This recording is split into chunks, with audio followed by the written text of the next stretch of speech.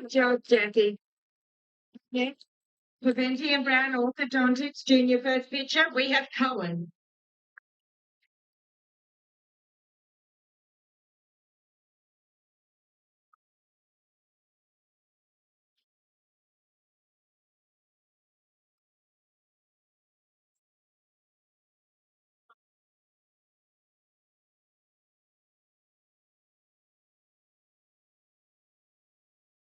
Well, the home season may be done for the Yakima Valley Pippins, but that doesn't mean that the regular season is quite wrapped up yet. Yakima Valley begins 6 games in 6 days away from home to finish up 2026 here in the West Coast League.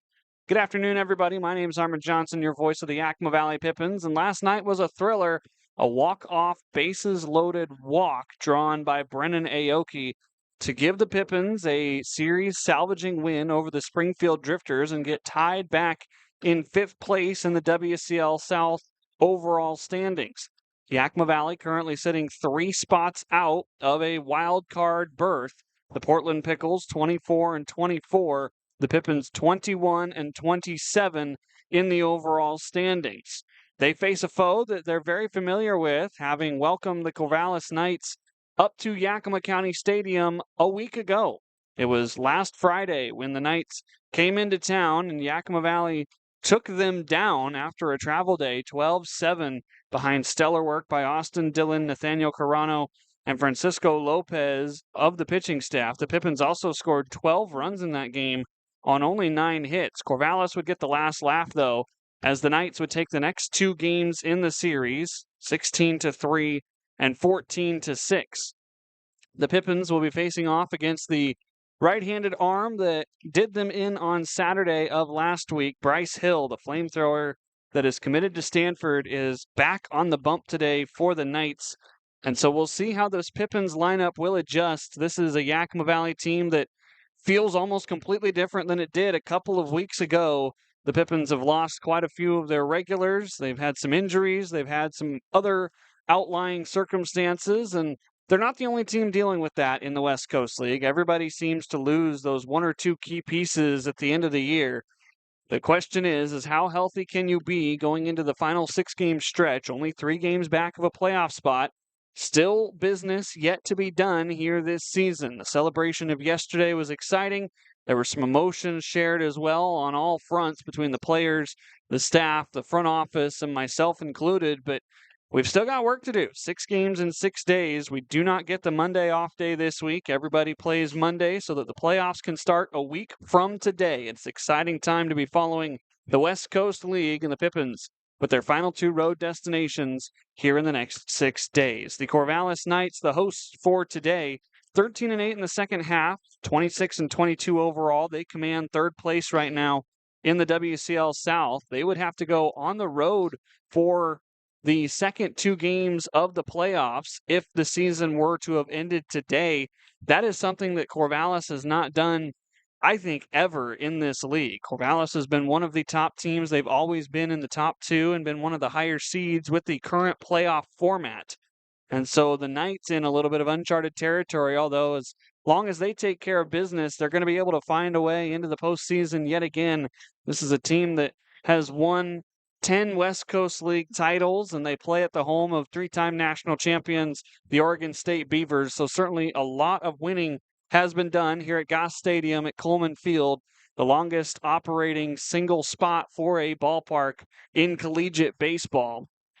It certainly is a venue full of a lot of history. It certainly is a series that has been dominated by Corvallis. The Knights 53 and 24 all time against the Yakima Valley Pippins. It's going to be almost do or die this weekend if you're Yakima Valley. It's plain and simple. You get swept, you're eliminated. You win 1 game, Portland loses a game, and you're still in. If Portland wins out, Yakima Valley wins out, then the series down in Portland becomes extra important because Yakima Valley would then have to sweep and get some help from teams around the league to knock off the Springfield Drifters, who are tied in 5th right now in the South, right on the heels of Yakima Valley. And, of course, Walla Walla and Ridgefield looking like they are going to secure their spots in just a moment. Yakima Valley and Corvallis, these are 2 coaches that know a lot about each other. Brooke Knight and Kyle Crestangel Two of the longest tenured coaches in the West Coast League. Brooke Knight has been with Corvallis for what feels like an era. You can pretty much say that this has been the Brooke Knight era of Corvallis. Coach Crustangel in his 5th season at Yakima Valley, but he also had 3 years in Wenatchee. So you combine those two stints, and Coach Crustangel all of a sudden becomes that second longest tenured head coach in the West Coast League. A lot of experience, a lot of history in the playoffs between these two teams, and it's going to have to be a win tonight for Yakima Valley to set the table for the rest of the road trip. Let's quickly get in the starting lineups for these two teams before we break for the national anthem. First, for the host team, the Corvallis Knights, 26-22 overall, 13-8 in the second half. Number 11, Diego Cruz, the designated hitter, leads it off. First baseman, number 27, Ethan Porter, is second. Catcher, number 17, Dakota Chun, bats third. Ryan Severns, the shortstop, bats in the cleanup spot. He wears number 28. In the 5 spot, left fielder number 6, Zane Garvey. Batting 6th, the center fielder number 7, Joey Marasco. Batting 7th, the third baseman number 10, Tate Hammond. Batting 8th, the right fielder number 36, Josh Myers. And batting 9th, the second baseman number 5, Berkeley Reitz. So again for Corvallis, Cruz, Porter, Chun, Severns, Garvey, Marasco, Hammond, Myers, Rintz. The starting pitcher tonight for Corvallis is Bryce Hill. They are managed by Brooke Knight. Now for the Yakima Valley Pippins, coming into this game, 9-12 in the second half, 21-27 overall this summer.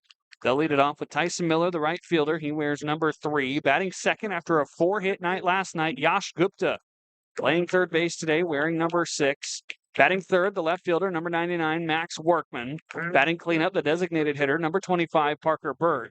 Batting fifth, the shortstop, number 9, Brandon Stone. Batting sixth, the second baseman, number 2, Brennan Aoki. Batting seventh, the center fielder, number 8, Tommy Lamb. Batting eighth, the catcher, number 51, Jackson Upton. And batting ninth, the first baseman, number 16, Cole French. So again for Yakima Valley, Miller, Gupta, Workman, Burt, Stone, Aoki, Lamb, Upton, Cole, French. Tristan Pulliam will be on the hill for the Pippins in the bottom half of the first inning.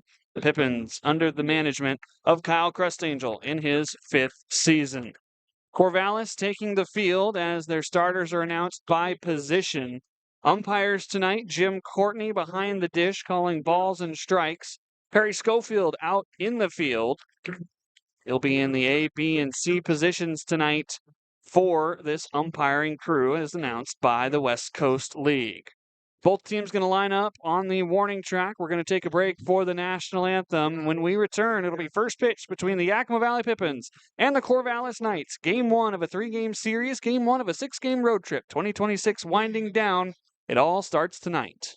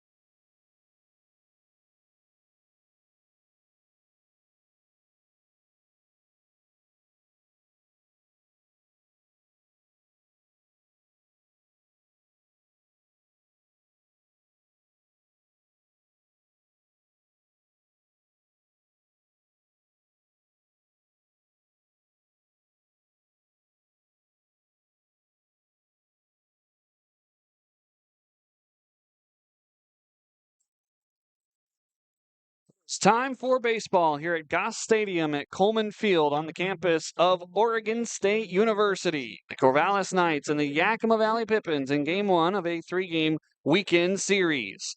On the hill for the Corvallis Knights, somebody that the Pippins got to know pretty well as he went 4 innings against him on Saturday. This is Bryce Hill, the incoming freshman to Stanford University. He's 1-1 on the summer, starting his 7th game, pitching in his 8th. 22 2/3 innings, 30 strikeouts to 15 walks. He's given up 15 hits and 9 earned runs for a 3.57 ERA. Opponents hitting only 181 against the flame-throwing right-hander Bryce Hill, who has 99 in the tank with his fastball. He stands tall out there on the hill at 6'4". Behind him, the leather for Corvallis. You've got Zane Garvey in left, Joey Marasco in center field, Josh Myers in right. Tate Hammond is at third, Ryan Severance is at short. Berkeley Reentz is at second, and Ethan Porter, the West Coast League 2026 All-Star Game MVP, is at first base. Dakota Chun is catching for the Corvallis flamethrower Bryce Hill. Hill will be facing off against Tyson Miller, Yash Gupta, and Max Workman for the Pippins. The visitors on the scoreboard, Yakima Valley, going to be wearing their blue uniform tops with block Pippins in white across the chest with the stick and the apple logo right below the word mark. Gray pants to go along with blue caps today in the field, white numerals on the back of those blue tops. Corvallis going with their white tops with white pants. They've got red caps and red accents, as well as the Knights in script in red across the chest and red numerals with gold trim around on the back of the jersey. Hill completes his warm-ups. The throw has gone down to second, and Tyson Miller will be digging in to get this game started for the Yakima Valley Pippins.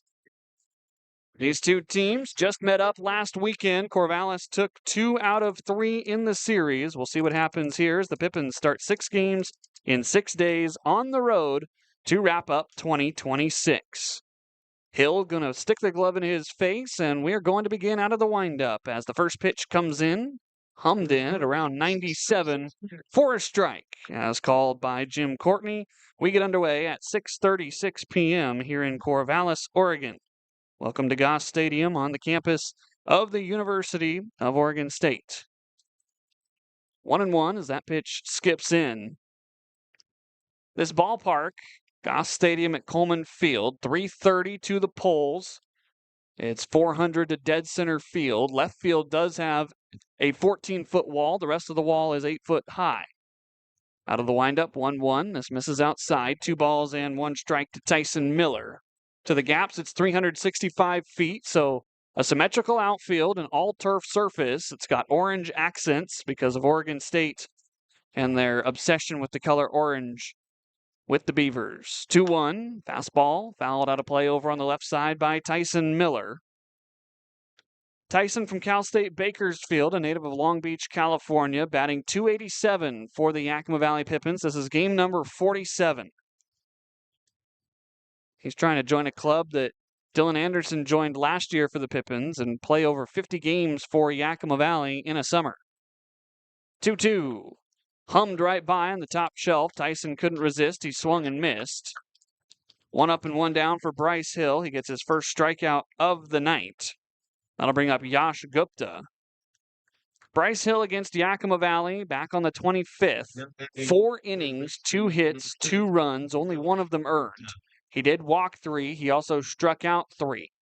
Pippins just really didn't get much going against Hill, as now time is going to be called here by Jim Courtney.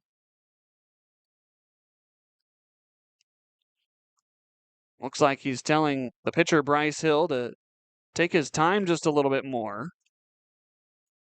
Oh no, Jim Courtney's telling Bryce Hill that when he licks his fingers, he needs to substantially wipe them off on his pants. He has a tendency to go up to the mouth. That's what that was. Hill had aggressively licked the fingers again, and Courtney stepped off and delayed the game even further. First pitch down and away from Hill out of the windup to Yash Gupta. Gupta for Yakima Valley, playing in his 7th game.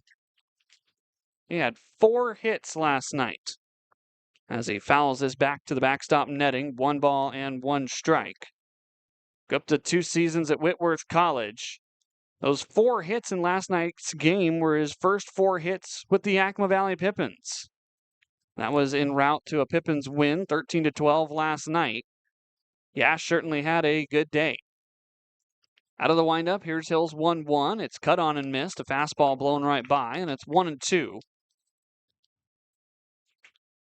Gupta standing clear at the back of the batter's box, as we'll see most of these Yakima Valley Pippins do. Tyson Miller led it off. He was a left-handed bat. Everybody else in the lineup is right-handed against this right-handed hurler. 1-2, fastball just missed on the outer black. 2 balls and 2 strikes. My vantage point here at Goss Stadium is over on the third base side of the press box, still facing almost as if you're directly behind home plate, but just off to an angle to a point where Jim Courtney blocks the plate sometimes to these right-handed hitters. 2-2. Gupta sends it foul out of play over top of the McGrath family press box, which we are sitting in. This ballpark is located right in the heart of campus. A lot of the buildings that are next to this ballpark are quite literally almost on top of it. The field was built first, but all the buildings built up very shortly thereafter, and it underwent major renovations in the 90s to become what it is today. 2-2. Slider called strike 3. This was on the outer part of the plate. Gupta down looking, back-to-back punch-outs for Bryce Hill. So here comes Max Workman. Workman from Spokane Falls Community College, a native of Spokane, Washington. This is game number 4 for Workman. He does not have a hit yet with Yakima Valley. He is 0 for 13. Last night against Springfield, he was 0 for 6. First pitch from Hill. This is another slider. This is taken on the outer part of the plate for strike 1. So Workman, 0 for 4 in his debut, 0 for 3 on Wednesday, and then 0 for 6 last night. Thought he had a double in his first game, but he failed to touch first base, was out on appeal. 0-1, big hack, fouled back. It's quickly 0-2. Corvallis coming off of a midweek series where they took 2 out of 3 games against the Ridgefield Raptors. Ridgefield sitting only a half game behind Walla Walla, as Walla Walla's coming off of their non-league break tonight. 0-2 on the way from Hill. Half swing, did he go? No, says Perry Schofield, our field umpire. Standing in the shadows over at first base, there's a private club area over on the first base side that is almost like a press box, and so there's a big boxy shadow on the first base bag out towards the second baseman's fielding position. Everyone else still bathed in sunshine. 1-2 on the ground, over the head of Tate Hammond at third. Looks like he lost it in the sun. And there's the first hit as a Yakima Valley Pippin for Max Workman. A bouncing ball on this turf surface. The sun is going to be cutting right into the third base bag and the left field eyesight for about 2 to 3, maybe 4 innings tonight. This field facing the southeast. Designated hitter, number 25. And so everybody on the left side going to have to deal with the sun until it goes behind one of the many buildings here on campus. 2 down, 1 on. Here's Parker Burt. First pitch from the stretch for Hill. Misses down and in. 1 ball and no strikes. Parker Burt, the lone Pippins position player all-star, left on the team. Nick Velasquez left right after the all-star weekend, and then as there's a check over to first, Daichi Furuhata heading home before the Springfield series. He's in Japan right now, hanging out with his family. Pippins still have Nathaniel Carano on the roster, but he's likely going to make a start down in Portland, and so we won't see any of Carano until we head to our next destination. 1-0, Parker, check swing foul over on the first base side. This sneaks its way into the stands. Someone there in the front row will have a souvenir. It went between the padded wall and the net. Pippins occupying the first base dugout. Corvallis, the home dugout, over at third. 1 ball, 1 strike. Workman standing over at first. Hill sends it home. This is at the knees for strike 2. Bryce Hill, with his 6'4" stature, stands almost on the third base side of the pitching rubber. He comes cross body, and so every inside pitch appears even more inside than it already is. 1 ball, 2 strikes. Parker watches the slider downstairs. 2 balls, 2 strikes. Burt on the season for Yakima Valley, batting .318. For a time, he was batting over .400 and was leading the West Coast League in batting average. He has since cooled off, but he's looking for hit number 50 of the summer. Workman chased back to first. Parker hit his 5th home run of the summer earlier on during the homestand. It was game number 2 against the Springfield Drifters. He hit an 8th inning solo bomb. 2-2 from Hill. This is called strike 3, a very late call by Jim Courtney. The pitch was right on the outside corner at the top of the plate, and the Pippins leave a man stranded as Bryce Hill strikes out the side. No runs, 1 hit, no errors, 1 man left on, half inning in the books. Pippins 0, Knights coming up. You're listening to Pippins Baseball. Very first field manager back in 1999 when the team was playing out in Corvallis. Back in those days, he got 2. Every pitcher wanted to throw to Rutch. No one received better. He was positive. He was a great communicator. Not to mention his pitching acumen was off the charts. Rutch coached Somerville with the Knights from 1999 through 2004 and made a point to bring his son on trips and the games. That son would grow up to be Baltimore Orioles all-star catcher Adley Rutschman. Randy never pushed baseball. He let Adley embrace the game in his turn. Early, facing snakes and throwing rocks were Adley's preferred activities. Later, he asked Dad to play catch and throw batting practice. Over time, young Adley would catch baseball fever and ask for more and more from his class. There was no travel ball or pressure, just catch, batting practice, and catching insights from Dad. Rinse and repeat. Randy let Adley be a kid.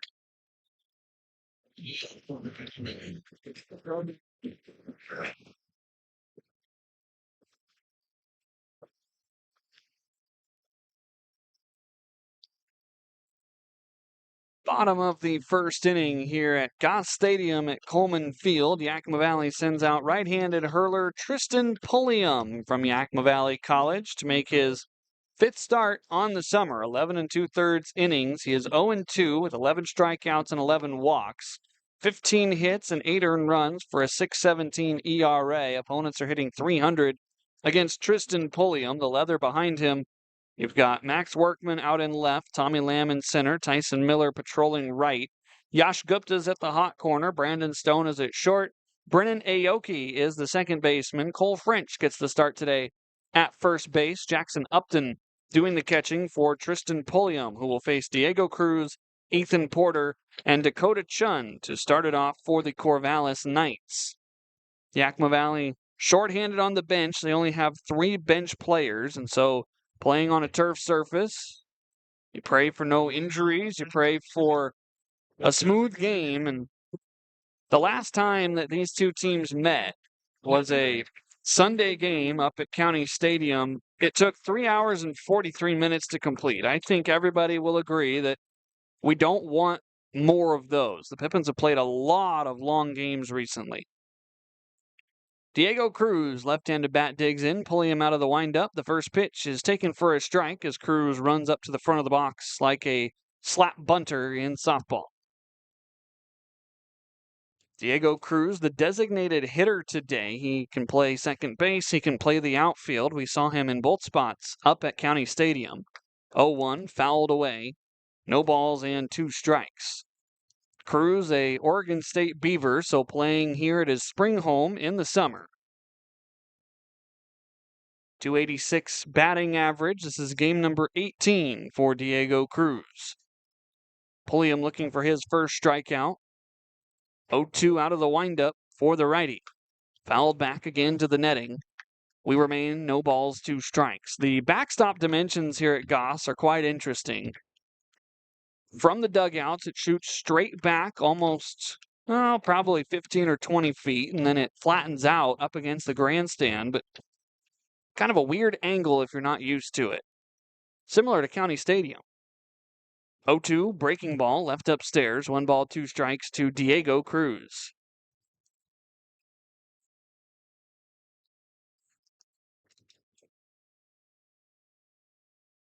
Cruz, a native of Carolina, Puerto Rico. In a 1-2 count, Pulliam sends it in. Slider, called strike 3, top of the zone. Diego Cruz down looking. 1 up, 1 down for Tristan Pulliam. Now here's a dangerous bat, Ethan Porter, the first baseman. Porter also from Oregon State. Native of Costa Mesa, California. He has definitely earned the West Coast League All-Star Game MVP and then some. hit a home run in the All-Star game in Victoria, but his numbers have carried out to be more of like a season-long MVP as well. First pitch breaking ball misses upstairs, 1 ball, no strikes to Porter. He's batting .336 in 33 games with Corvallis. 41 hits, including 14 doubles, 2 triples, and a long ball. 1-0. Fastball misses upstairs, 2 balls, no strikes. He's got 27 RBI and 28 runs scored. He's also drawn 23 walks and struck out 30 times, stealing 11 bases in the process. Ethan Porter, one of the big bats in the West Coast League.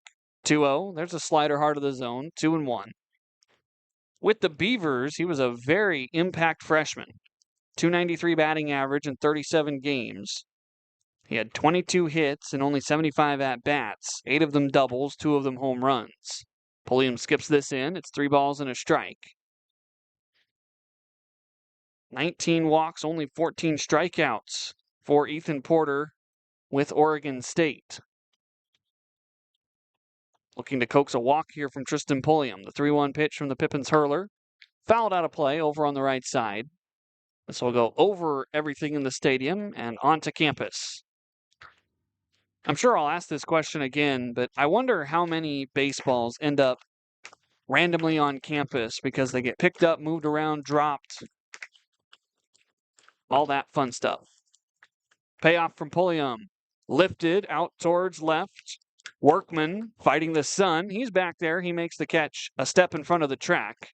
There's 2 down here in the bottom of the first inning. I have to apologize to Max. Last night there was a ball that was dropped in left field by Yakima Valley, which allowed Springfield to tie the game in the top of the 9th inning. I didn't notice there was a defensive substitution. Workman had moved to right at the time. Tyson Miller was the one who dropped the ball. Tommy Lamb had come into the game in center field, replacing Trey Godoy. Here's Dakota Chun. Corvallis catcher takes ball 1 down and away. Coach Crustangel made the defensive substitution, trying to put his best defense out there. Up by 2, closer on the mound. Makes sense. Up in the press box, we just missed it until it was too late. 1-0, saw it off inside out. Gupta had no idea where it was. He was running into the third base coaching box. This landed on the warning track foul right up against the stands, back near where the grandstand ends and the overhang for a private area over at left field begins. Gupta lucky that was foul. That was another example of losing the baseball in the sun. If it's on the ground, it won't be quite an issue, but anything in the air, those folks over on the left side are going to have a tough time. 1-1. This rides inside. This got a piece of Dakota Chun. He's going to be awarded first base. And Ryan Severns will come up to hit. Slider that got away from Tristan Pulliam. I don't have the TrackMan in front of me like I do at home, but that one was definitely a breaking ball that he held on to for just a second too long. Here's Ryan Severns, the shortstop. Severns from UC Santa Barbara, batting .313 on the summer. This is game number 34 for him. Fastball up and in, 1 ball, no strikes, as Tristan Pulliam goes to the stretch for the first time. Good news if you're Pulliam. Dakota Chun is the catcher. Has some stereotypically catcher's speed over there at first. We'll see if he's running at all. 1-0. Slider down and away. 2 balls, no strikes. Brook Knight, the Corvallis Knights have arranged this lineup to be kind of bouncing back and forth. It goes lefty, righty, lefty. We're at a righty. Zane Garvey is a left-hander. Marasco, the right side. Hammond left. Myers right. And then Reentz left. Right-handed hurler Tristan Pulliam out there with the glove set at his belt. The 2-0. Cranked out towards deep left field. Workman turning around. He's looking up. This is over the 14-foot wall and gone in the left center field gap. Corvallis takes the lead, a hit by pitch and a home run. 2-0 in the bottom of the first inning on the blast by Ryan Severns, his second home run of the summer.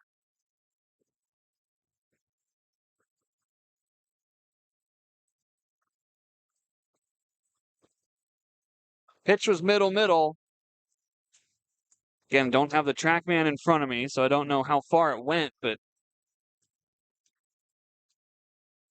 it was a home run. He got enough to get out. It wasn't one of those that squeaked over the wall.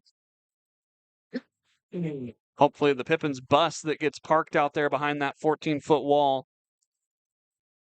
was out of the line of fire. Zane Garvey takes a pitch downstairs, ball 1. Walks and hit by pitches usually end up coming back to bite you. The hit by pitch followed by a home run means it's 2-0 instead of 1-0 as the 1-0 pitch catches the outer black, 1-1.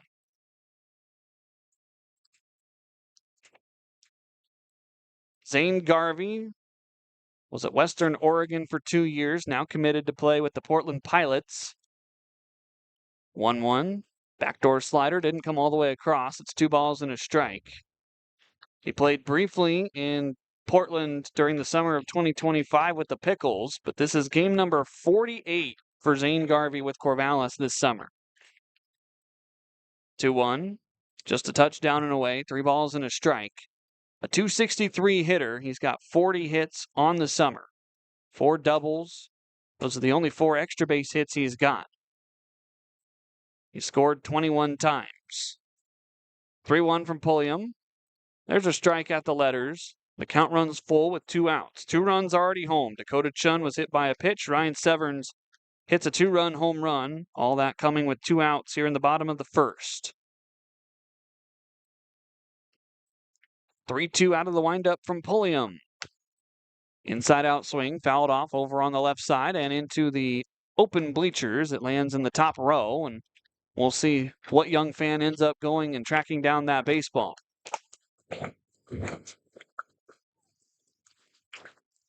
So we'll do it again at 3-2. Lefty-righty matchup. The right-hander Pulliam out of the windup. The pitch. Slider downstairs.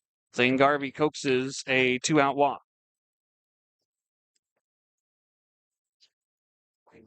That'll bring up Joey Marasco. Marasco from George Fox. From George Fox, 364 hitter with Corvallis. He's played in 45 games now with the Knights.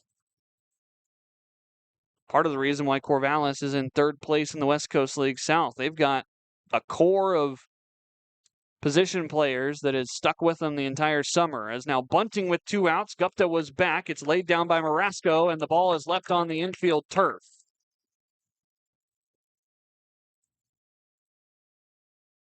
Infield single on a bunt by Joey Marasco up the 3rd base line. Corvallis has 2 aboard for Tate Hammond. Still 2 outs here in the bottom of the first. Gupta was playing back. Marasco said, why not? He dropped one down. It was a pretty good one. Slow roller that Gupta had to try to barehand. Time called by Perry Schofield, and then Jackson Upton and Tristan Pulliam went out to have a chat. Looks like they're going to charge Yakima Valley with a defensive meeting here.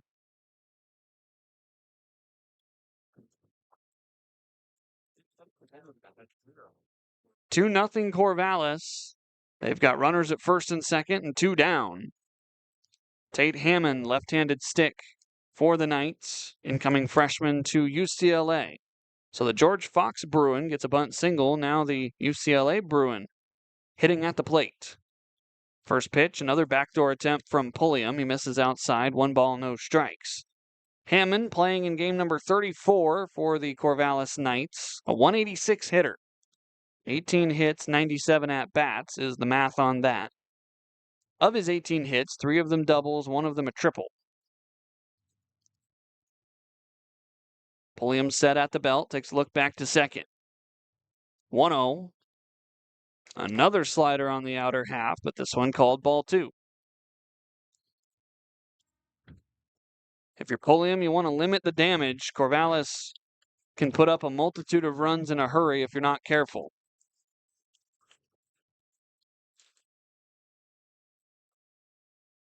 2-0. Fastball misses off the plate.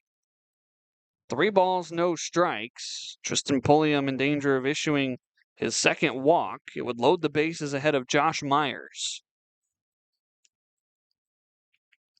Hammond on the season has drawn 18 walks.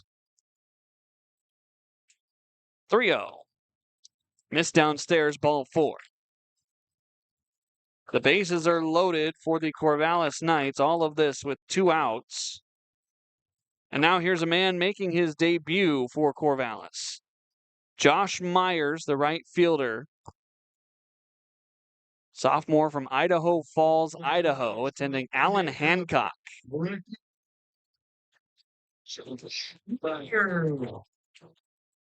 So just like Yakima Valley, Corvallis adding a few pieces here at the end of the year. Myers filling a spot in the outfield. First pitch breaking ball misses outside to the right-handed hitter Myers. 1 ball, no strikes. Strikeout, flyout, then hit by pitch home run to make it 2-0. Walk, single walk. Bases loaded. The 1-0 pitch on the way from Pulliam. There's a strike. 1 ball and 1 strike. Tristan electing to go out of the full windup with the bases loaded.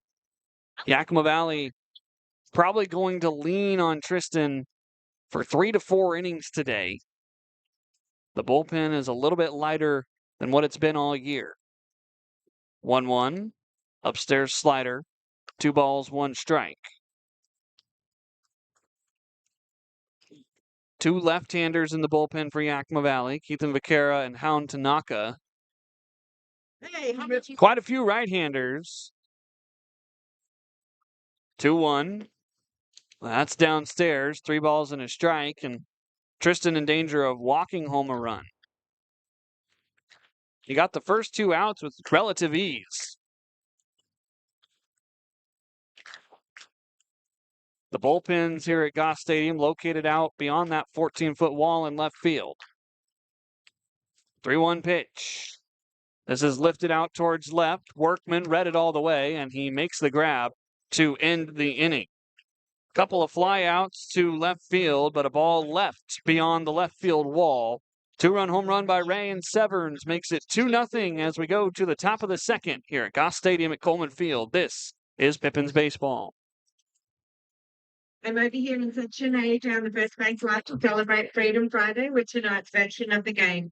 Tonight's veteran of the game is U.S. Marine Corps Sergeant Doug Abraham. Sergeant Abraham proudly served the United States Marine Corps for 6 years, attaining the rank of Sergeant E5. After completing recruiting training at Marine Corps Recruiter Depot, San Diego, California, he attended Combat Engineer School at Camp Lejeune, North Carolina. He then served as a combat engineer with Company A, 6th Engineer Support Battalion. During his military service, he served at Camp Pendleton, California, Camp Lejeune, North Carolina, Kalamazoo, Michigan, Laredo, Texas. He also had the privilege of serving as a recruiter at the Marine Corps Recruiting Substation in Albany, Oregon. The Marine Corps taught Sergeant Abraham discipline, leadership, and commitment to something greater than himself. Values that continue to guide him every day. Ladies and gentlemen, please join me, the Knights, and Ironhead Roofing in a round of applause for Sergeant Abraham and his family in the recognition of his service to this country.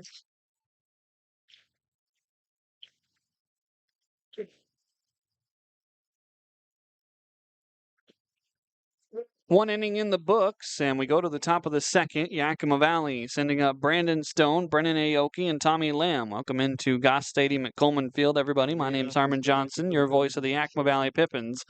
6 games in 6 days, technically 9 and 9, but if you want to just count the road trip, this is game 1 of 6. We'll skip our Monday off day like normal and be in Portland for a Monday game. First pitch to Brandon Stone, down and in, but called a strike by Jim Courtney. No balls and 1 strike. Bryce Hill struck out 3 hitters in the first inning. He allowed a single to Max Workman, but left him stranded. Another one zips in. This bounces in front of Dakota Chun. 1 ball and 1 strike. Corvallis, meanwhile, got 2 outs quickly. Tristan Pulliam induced a strikeout and a flyout. And then they ended up with 2 runs on 2 hits and 3 runners left on base. 1-1 out of the windup. Stone early on the fastball as it pounds past Krusty over at third and into left field. 1 ball, 2 strikes as the shortstop Ryan Severns goes out and chases the foul ball. Jim Courtney standing in front of the plate to hold up play for now. So Corvallis with a 2 spot. In the first inning, Yakima Valley has given up 4 straight games, allowing 2 runs to their opponent as Stone puts a breaking ball in play over to third. Hammond up with it. The throw is high and then eventually dropped over at first. Brandon Stone safe over there at first, the leadoff man aboard for Yakima Valley. Throwing error by Tate Hammond over at third base. So score at E5 if you're keeping along with us on the stream. Running. Whether you're listening on YouTube or on Mixler.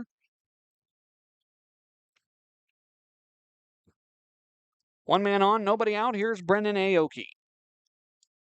First pitch downstairs to Brennan. Maybe the biggest walk Brennan's ever drawn in his life before last night. A bases loaded RBI walk, which helped Yakima Valley walk off the Springfield Drifters. Hill checked over to first, Stone back in plenty of time. The game finished 13-12. There were only 4 zeros put up between the two teams. 1-0, high and away, 2 balls and no strikes. Yakima Valley pitchers kept the Drifters off the board in the top of the 7th and the top of the 8th. Springfield kept Yakima Valley off the board in the bottom of the 6th and the bottom of the 8th. Other than that, there was at least 1 run scored in every half inning of last night's contest. 2-0, Aoki taking a pitch at the knees, 2 balls and a strike.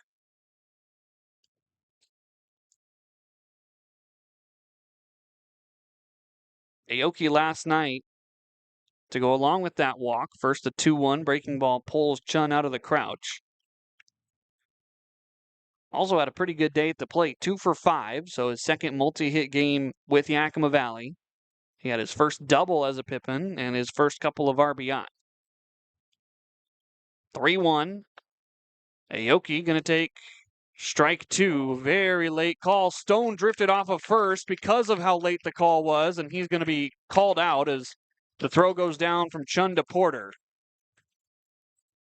Jim Courtney took his sweet time before sticking the finger out to call that a strike. Brandon Stone thought that was ball 4, so he took off. And now Jim Courtney is going to have a quick word for the Pippins dugout. He says that's enough. Coach Crustangel slowly walking towards home plate. I don't think the question was whether or not this was a strike, but Aoki had already taken off for first, and so Stone, doing what a base runner does, started to walk towards second. When that pitch was eventually called a strike, Chun had the knowledge to throw it down to Porter and get the first out over there at first base. That's an unfortunate break, and Coach Crustangel visibly upset with that. 3 balls and 2 strikes. Back to the windup goes Bryce Hill.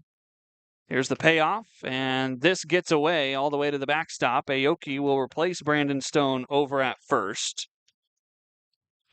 So an E5 and a walk. Brandon Stone was out 2-3 on a putout.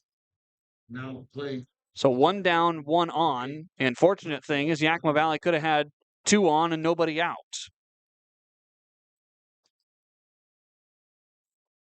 Here's Tommy Lamb. Lamb from Whitworth College, a native of Kennewick, Washington. Fastball pulls Chun out of the crouch again. 1 ball, no strikes.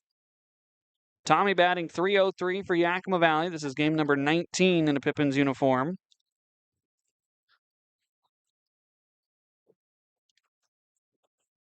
.1-0. Fastball hums in at the knees. 1 ball and 1 strike. Bryce Hill over 30 pitches. The Pippins are making him work early on here. Hill set down the first 8 men he faced in Yakima. 1-1. This misses downstairs. 2 balls and a strike.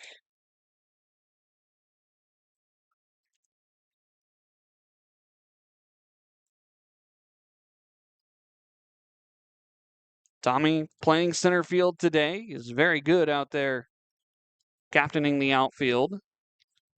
2-1, misses downstairs, 3 balls and a strike. Pippins trying to draw their third straight base runner. Brandon Stone was thrown out over at first base on what both he and Brendan Aoki thought was ball 4 before Jim Courtney had a very delayed call to say it was strike 2 instead. 3-1, nowhere close. The Pippins, 3 straight base runners, back-to-back walks. And again, you can only think that the Pippins very upset that the bases aren't loaded right now. Quick visit going to be made by Corvallis. Gives us a chance to take a look around the rest of the West Coast League tonight. Everybody starting their second to last series. Edmonton is in Kelowna tonight for the West Coast League game of the week. Portland is in Walla Walla tonight.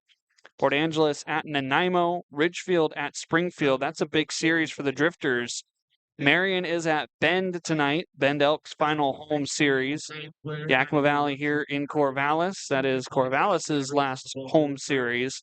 Victoria in Bellingham. Wenatchee is in Kamloops tonight. The scores around the league. Scoreless for the game of the week. Kelowna and Edmonton, top of the third. Bottom 2 in Walla Walla. The Sweets hosting the Pickles. The Sweets in front 2-1. The top 2 in Nanaimo. The Night Owls lead at 1-0 over Port Angeles. Bottom 2 in Springfield. The Drifters lead at 4-0 on the Ridgefield Raptors. Top 3 in Bend. Marion leads at 1-0. Bottom 3 in Bellingham. The Bells lead at 1-0. Bottom 2 in Kamloops. The North Paws lead at 1-0. After the visit, Bryce Hill goes to the stretch to face Jackson Upton, who sends the first pitch foul to the backstop. 0-1.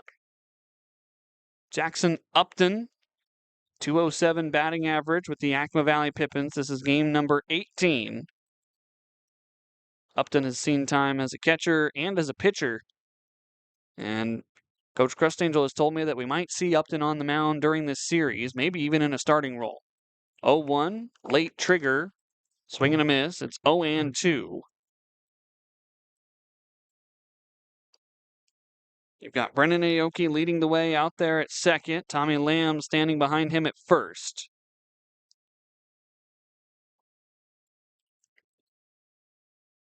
Hill coming set at the letters. The 0-2 pitch. Late swing again. And a 3-pitch strikeout means out number 2 here in the second. That is strikeout number 4 for Bryce Hill tonight. So it'll be up to Cole French to try to bring home these couple of runs, tie the game. French got his first hit with the Pippins against the Drifters on the 29th, going 1 for 2. Subbing in for Malachi Emery Henderson, who is not on the trip to end the season for Yakima Valley. Late wave and a miss, top of the zone. It's 0-1. Pippins riddled with the injury bug. Malachi stretched out his hamstring a little bit, stretching for a ball over at first the other day. He did not make the trip. Same thing with Jay O'Neill, who's been dealing with a wrist injury. Luis Garcia with an oblique. 0-1, wave and a miss. No balls and 2 strikes. Abel Ramos, we knew he was going to be done when he left the game against the CCL. Separated his shoulder, needed a couple of weeks to recover. Cole French down in the count 0-2. He's going to poke one out towards very shallow center. It dumps in over Severn's head. Rounding third, coming home to score is Brennan Aoki. The Pippins have plated their first run, and they cut the lead in half. A 2-1 ball game here in Corvallis. Cole French, an RBI single, his second hit of the summer, his first run batted in. Now the plate, right fielder for 3, Tyson Miller. Aoki running on contact with 2 outs. Tommy Lamb saw the ball in front of him, so he stops at second. Cole French coming up big out of the 9-hole. Now we're back to the top of the order. Tyson Miller. First and second, 2 down. Hill takes a look back to second. Tyson fouls his first pitch straight back into the netting. 0-1. Here at Goss Stadium, I'm sitting behind a nice thick pane of glass. There's a little hole underneath the table that allows me to stick the microphone through so you can hear the crowd noise. It is hot up in the booth, but right now all that matters is the Pippins bats are starting to get hot. 0-1 changeup, middle of the zone, 0-2 to Tyson. Miller struck out swinging back in the first inning.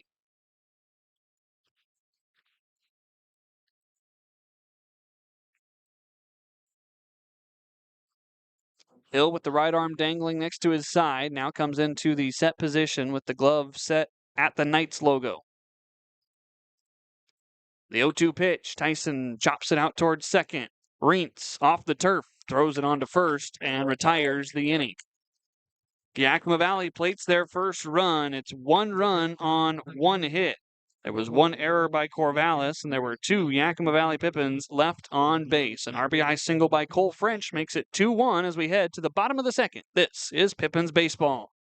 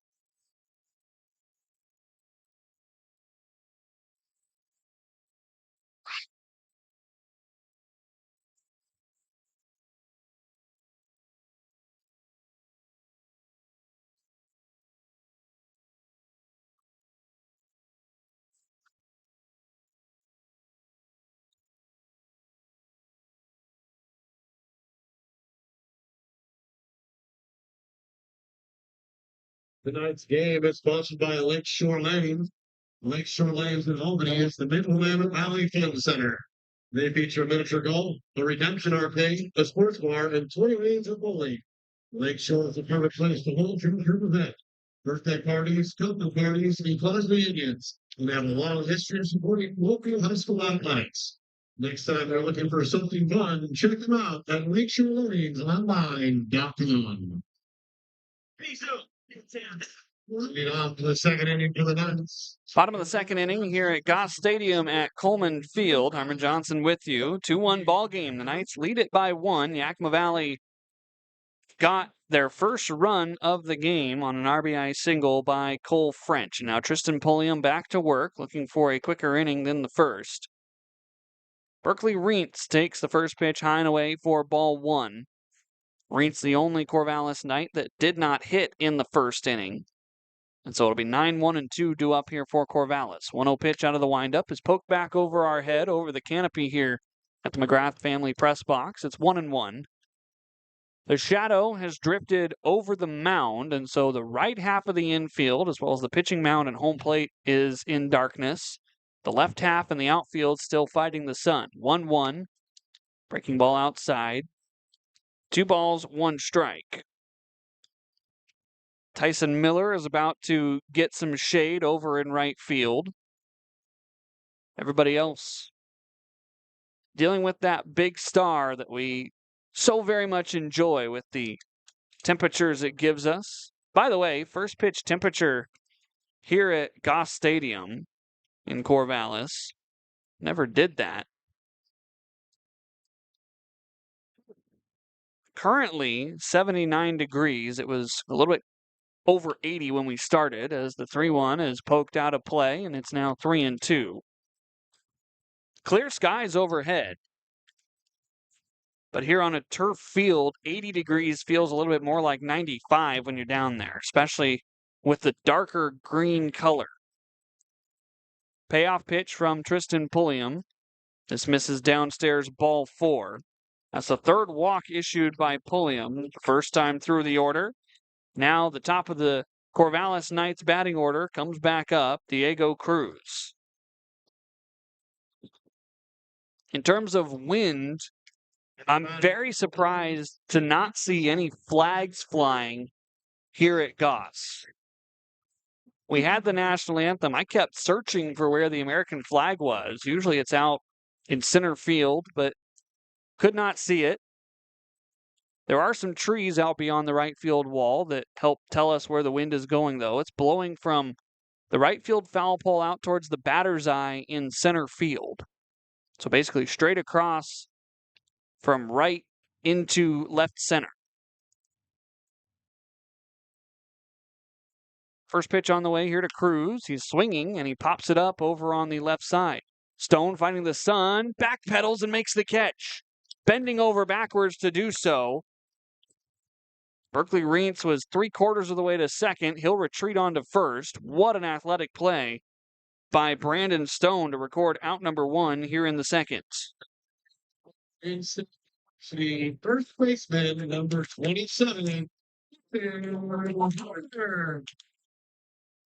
Brandon Stone had to do his best impression of what somebody who does gymnastics for a living does on the beam to make that catch. Ethan Porter fouls this out of play over on the right side. It's 0-1.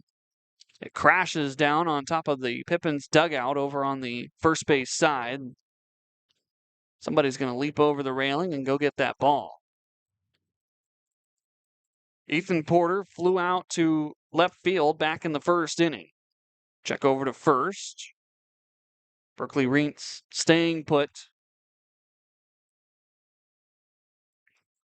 If you can keep Porter quiet like he was up in Yakima, you feel pretty good. 0-1, breaking ball outside. 1 ball and 1 strike. To give you a sense of what Porter did against the Pippins, he was 1 for 3 with a walk and a hit by pitch last Friday. Last Saturday, 2 for 4, single and a double. And then on game 3, he was 0 for 3, but he walked twice and had 2 runs scored. So all things considered, a lot less damage than Porter could have done. 1-1, slow breaking ball. This misses inside. 2 balls and a strike.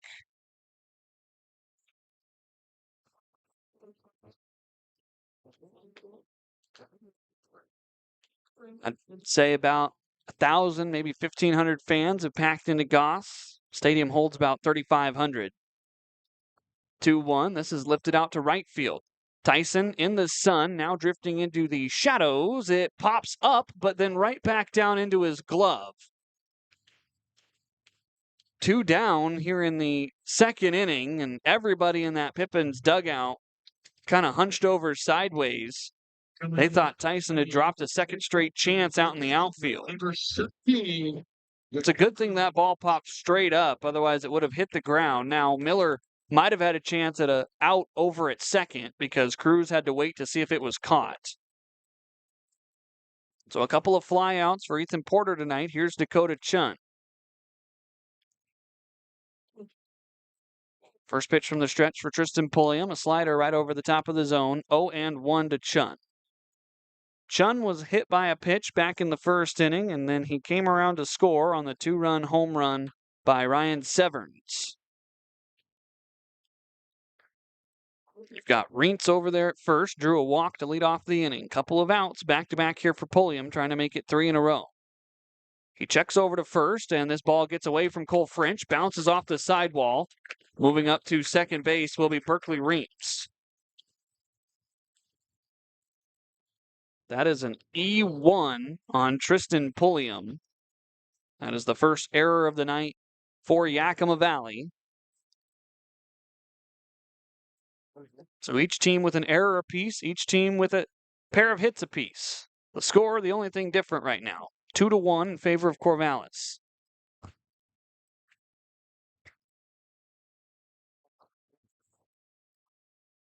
So now a man in scoring position out there at second base, Berkeley Reentz, Dakota Chun. A lefty facing the right-handed hurler, Tristan Pulliam.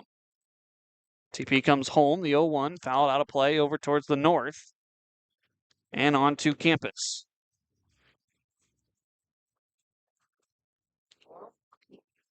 So it's no balls and 2 strikes as Tristan Pulliam looks for his second strikeout of the night. He has walked 3, he has hit 1. He's also given up 2 hits. 2-1 Corvallis here in the bottom of the second inning. Pulliam looking back to second. Here's the 0-2. Served out of play again over towards the north, the left side of the ballpark. So we'll do it again, 0-2.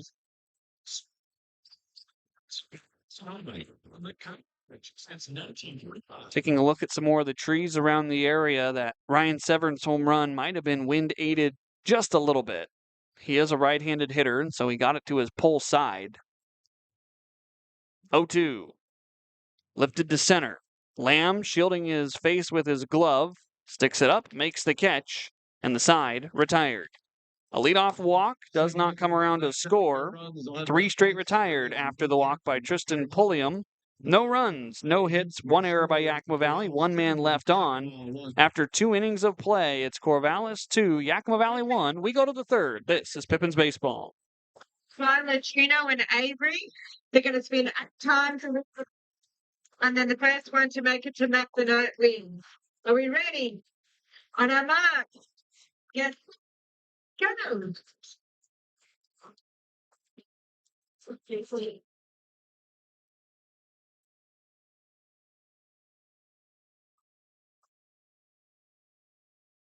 We are dizzy.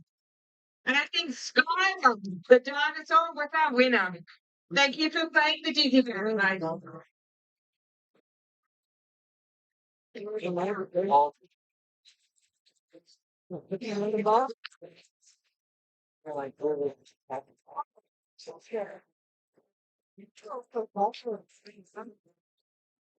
Continuing on with our nights in the pros.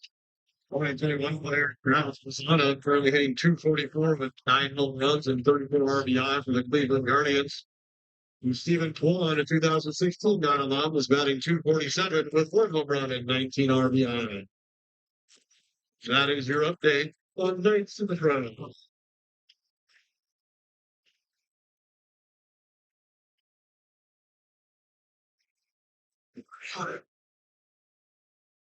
Top of the third inning as the throw goes down to second by Dakota Chun. It'll be Yash Gupta, Max Workman, Parker Burt due up here in the third inning for Yakima Valley, 2, 3, and 4. Pippins trail by 1 here at Goss Stadium at Coleman Field, the home of the Oregon State Beavers and the Corvallis Knights. Bryce Hill back to work for his third inning. He's allowed 2 hits to go along with an error behind him as the first pitch catches the top of the zone for strike 1. Third baseman number 6, Yash Gupta. Goss Stadium, very storied history here in Corvallis, Oregon. 0-1. Gupta swings and misses, 0-2. The main claim to fame, other than the fact that it's the home field of Oregon State, is that Goss Stadium's home plate has been in the same spot for over 100 years. 0-2. Wave and a miss. The ball is dropped. The 2 at the battery collide, but no interference called. Just a harmless passing by. The throw completed down to first. Gupta is out number 1. That is strikeout number 5 for Bryce Hill. 89, Max. Brings up Max Workman. When the original baseball field was laid, the playing surface, home plate, was set right where it is right now, and the field oriented to the southeast as this fastball spiked and gets away from Chun. 1 ball, no strikes. Throughout the years, campus was built up around it. It was not this glamorous with all of the stands and the clubhouse and all of the extra features. It was simply just a baseball field. 1-0, Workman out towards deep center. Marasco sizing it up. He has it, 2 down. I'll bring up Parker Burt.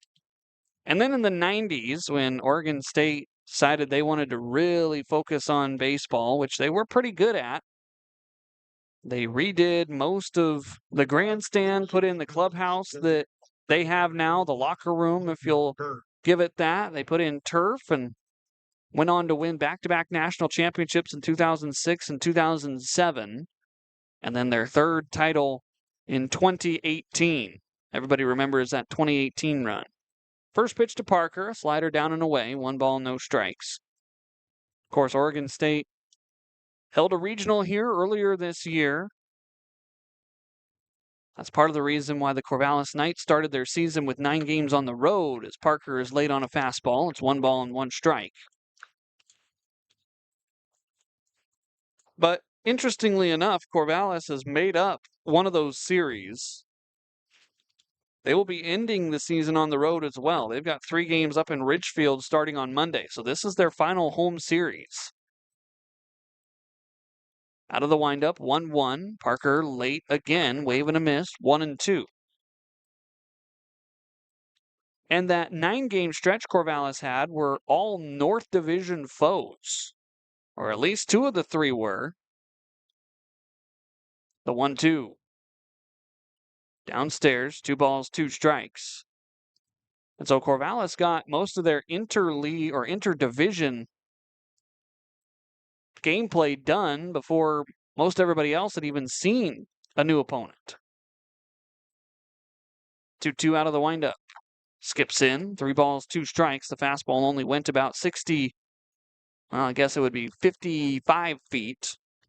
Pitching mound 60 feet, 6 inches away from home plate.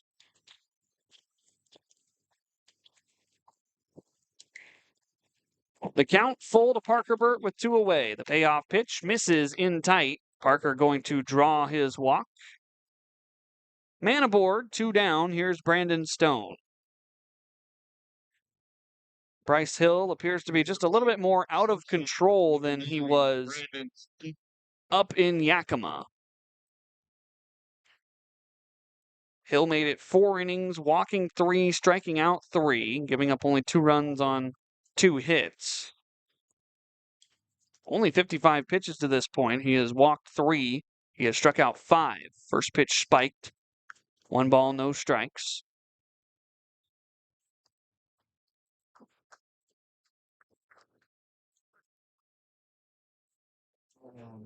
Flame-throwing right-hander. He'll touch 99 a couple of times on the radar gun up at County Stadium. 1-0. Brandon late on it. 1-1. Maybe seeing Hill for the second time in about a week is helping these Yakima Valley hitters get on more often. Pippins have left 3 men stranded. 1-1. Stone late. 1-2. In that start against Hill back on the 25th, Yakima Valley left 4 men on through the first 3 innings, left 5 on against Hill through his 4 innings of work. So we've had about the same number of base runners. 1-2, Stone late again. 3 straight fastballs from Bryce Hill, and the side is retired. That's 6 strikeouts for Hill already.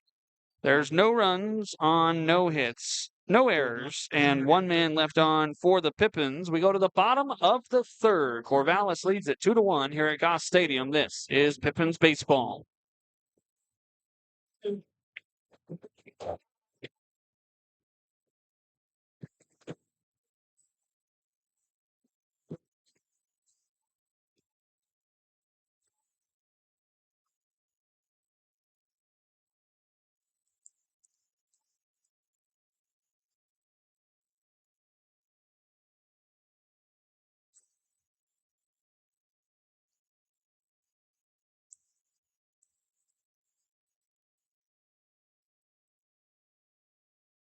Franklin County Schools Credit Union Junior Announcements Logan. Logan's going to be calling the Knights into about the same customers of Franklin County Schools Credit Union. Take it away, Logan.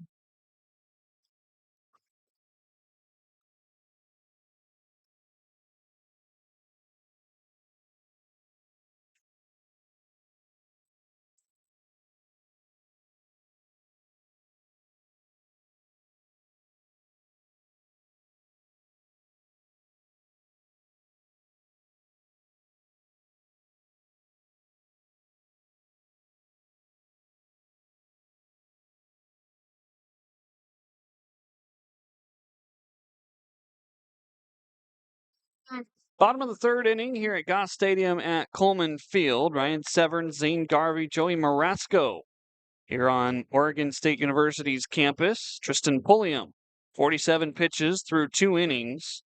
Only faced 4 batters in the second after facing 8 in the first. This is 4, 5, and 6 in the Corvallis order. The first pitch breaking ball went behind Ryan Severns. 1 ball and no strikes. Severns with a 2-run home run back in the first inning. Those are the only 2 runs for Corvallis to this point.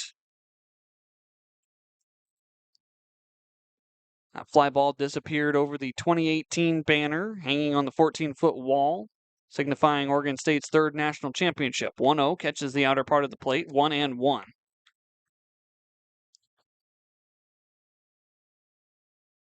Oregon State still features some Pac-12 emblems on the field here as well. 1-1, pounded foul past Brook Knight. 1 ball, 2 strikes. Of course, Oregon State going to be the flagship school, one of the flagship schools in most sports when the Pac-12 is reborn this fall for the football season. That'll be exciting to have Pac-12 After Dark back in the Central Time Zone. 1-2 from Pulliam. Fastball just misses downstairs. 2 balls and 2 strikes. And won't be the symbolized Pac-12 After Dark. It'll be real Pac-12 After Dark. Out of the windup, here's the 2-2. Slider hung. This is deep out to left again. Workman giving chase. This is off the 2007 emblem. Digging for second, and in there standing is Ryan Severns. Halfway to the cycle is the shortstop. A 2-run blast, and now a leadoff double here in the bottom of the 3rd. Both fly balls over to that 14-foot high wall. It's 330 to the left field pole. It's 365 to the left center field gap.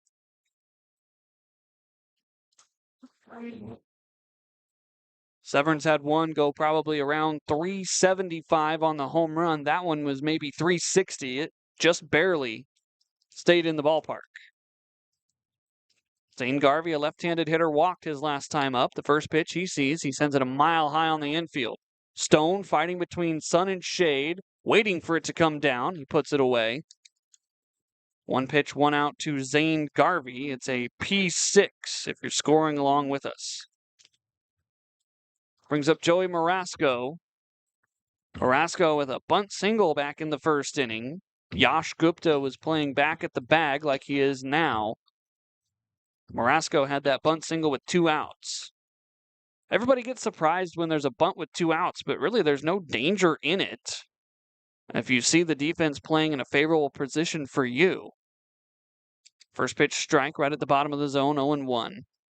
I think people get freaked out with the 2-out bunt because they think of the 2-strike approach with a bunt, where if you foul it off with 2 strikes, it's an automatic strikeout. Well, you got to get to 2 strikes first. Big lead off of second, not going though, as this pitch rides high and tight, and this will be a hit batter for Joey Marasco. Returning back to second base is Ryan Severns. He was standing on the third base pillow. This got him on the lead arm, which is the left arm for the right-handed hitter. Second hit batter. I think Pulliam felt some of the pressure of Severns with a big lead out at second. Looked like he was getting ready to steal, but then slammed on the brakes.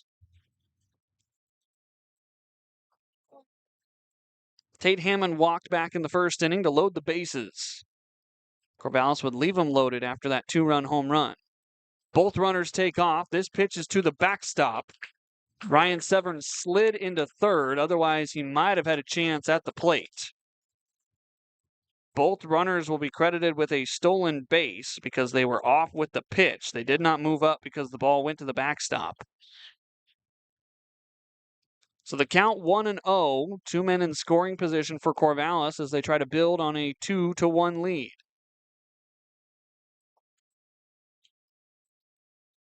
Tristan Pulliam declaring that he would like to go out of the full windup with runners at second and third. The 1-0 pitch. This is served into left center field. This is going to plug the gap all the way towards the Hotel Corvallis banner. Both runs are going to come home to score. Flying around second on the way to third is Tate Hammond. The relay will not be made.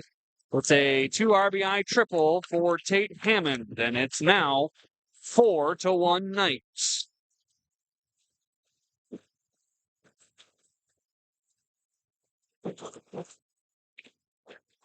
Those gaps are deceptively deep. Workman was playing in straight up left. Lamb was playing in straight up center.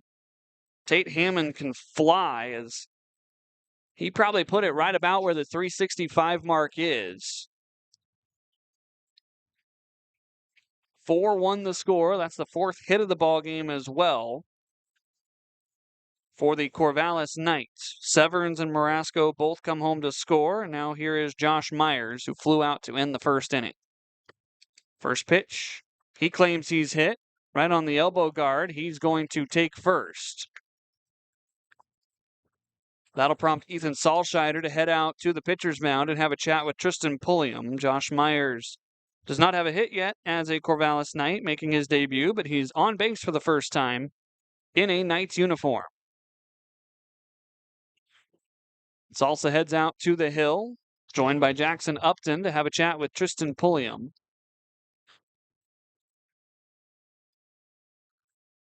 Second defensive visit used here by Yakima Valley.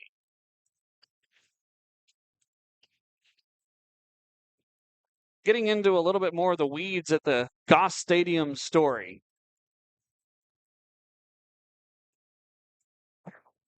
The first game here at Goss, April 12th, 1907.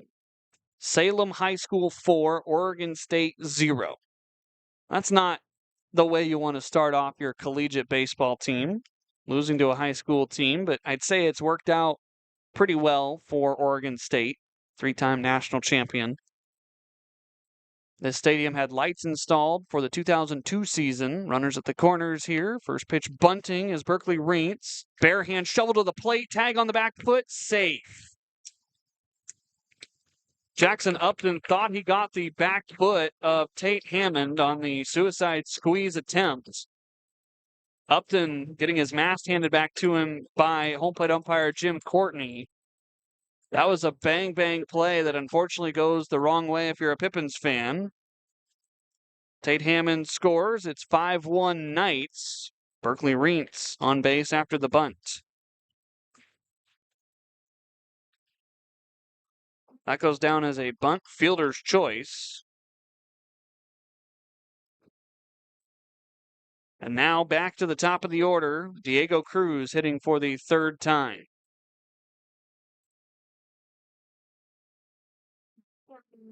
Hard ground ball over to Cole French at first. He goes to second base for one. The relay onto first, and not on the bag is Tristan Pulliam.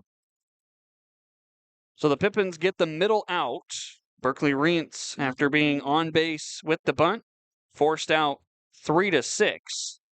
You do give an RBI to Reentz. Diego Cruz reaches on the second straight fielder's choice. You also, or at least the official score here for Corvallis, has given Berkeley Reentz a sacrifice to go along with the fielder's choice and the RBI. Did not know that you could get a sacrifice while still being safe, but that was what Reentz was doing. He was just simply dropping it down to try to bring home the run. First pitch misses outside to Ethan Porter. He's flown out twice. Runners are at the corners for Corvallis, 2 away.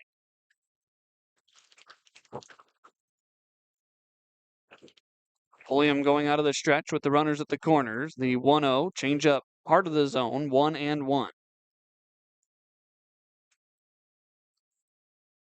So we'll see when the night is over if Berkeley Reentz to this point is 0 for 0 or 0 for 1. He drew a walk back in the second inning. Long pause from TP. Runner at first takes off. The throw is going to be put in the pocket of Upton. Stolen base for Diego Cruz. Runners are at second and third. 2 outs here in the bottom of the third.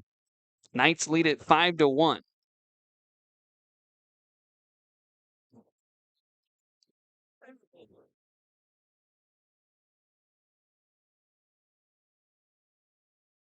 Pulliam coming set at the belt, taking a look at the runners. 2-1 pitch on the way to Porter. This skips in. Upton able to keep it in front, though. 3 balls and a strike. First base now open. You could walk Porter. That would bring up the 9th hitter here in the third inning, Dakota Chun.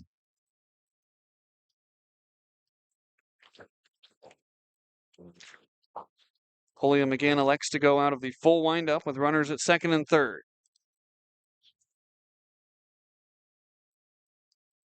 The 3-1 pitch on the way to Porter. Fouled back, and the count will run full.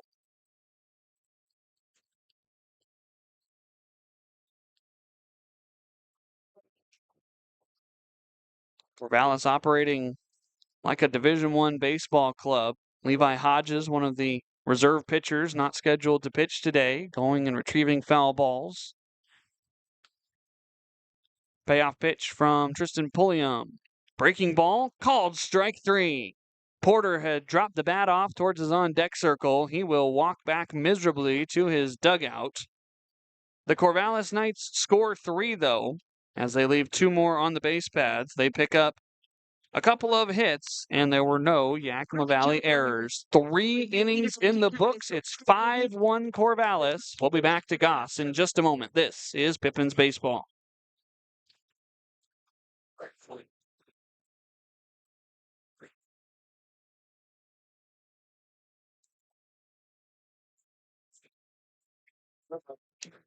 While at Sherwood High School, Allie Benjamin was best known for being a football player, an exceptional running back, linebacker, and record-breaking kicker.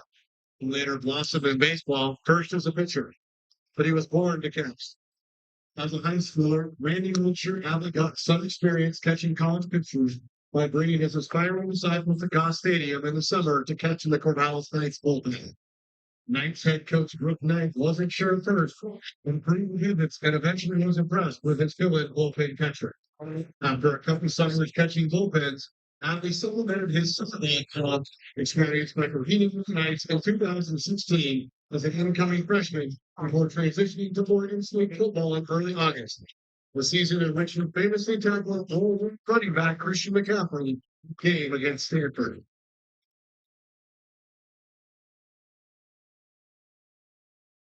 Three innings in the books here in the middle third of the ball game. Yakima Valley trailing Corvallis 5-1. They'll have 6, 7, and 8 due up in their order here at Goss Stadium at Coleman Field. Happy Friday, everybody. My name's Harmon Johnsen, your voice of the Yakima Valley Pippins. We're a little more than an hour into the game, 7:47 p.m. here in Corvallis, Oregon. First pitch waving a miss by Brennan Aoki, facing off against Bryce Hill. Corvallis, the home team, wearing their white uniforms. Light red pinstripes with red Knights inscript across the chest. They've got a red cap with a C logo in the middle. 0-1, high and tight, pushes back Aoki. 1 ball and 1 strike. Red numerals with gold trim for the 10-time West Coast League champions. Yakima Valley wearing blue tops, white lettering, and block Pippins across the chest. White numerals as well to go along with gray pants. 1-1, high and away with a fastball. 2 balls and a strike. Hill, despite only having 62 pitches, appears to be a little bit more tired than the last time he pitched against Yakima Valley. That was up at County Stadium. He threw just under 80 pitches in 4 innings. Aoki shoots this foul over on the right side. It's 2-2, and so Hill trying to get through at least 4 today. Even though Corvallis led by a pretty wide margin when he departed up in Yakima, he was not in line for the win because he only pitched 4 innings, was not the pitcher of record. Out of the full windup, 2-2 pitch. Aoki watches one at the top of the zone, called strike 3. Brennan down on strikes. There's 1 away here in the 4th. That is 7 strikeouts now for Bryce Hill. Only had 3 against Yakima Valley up at County Stadium last Saturday. 7 strikeouts, 3 walks in 3 1/3 innings. Tommy Lamb takes the first pitch downstairs. 1 ball, no strikes. The shadows from all the buildings here on campus and the press area and the rest of the grandstand have overcome the entire infield as the 1-0 brushes Tommy back high and tight, 2-0. There's a little speck of sun still hanging out in the left center field gap and the right center field gap, but to this point, all 3 outfielders are also standing in a shaded area. Temperature expected to cool off pretty drastically after we started the day at around 80 degrees. Tommy, inside-out swing off his hands down the first base line. Porter takes it on 2 bounces to the bag himself. Quickly 2 away here in the top of the 4th inning. That brings up Jackson Upton. One thing I remember about being in Corvallis last year, this is my second trip to Goss Stadium, is just how cool some of the nights got. There was a drone show for one of the 3 games we had here last year. And I remember throwing on a sweatshirt before going out and watching it on the field. First pitch swinging for Upton, a high chop off the plate. Severns on to first, the shortstop. And that is a very, very quick inning pitched by Bryce Hill. 1, 2, 3, go the Pippins. No runs, no hits, no errors, no men left on base. We go to the bottom of the 4th inning here at Goss Stadium. This is Pippins baseball. The Pippins trail 5-1.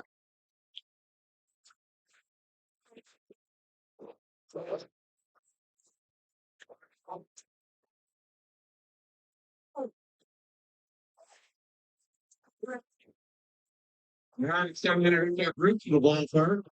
In the Hotel Corvallis Omaha room, we have Kate Cole.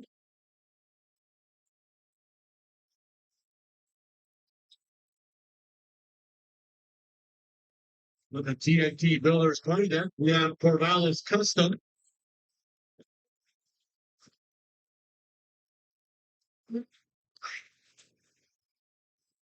On the Fitzpatrick Party Patio, we have Goodford Sex Company.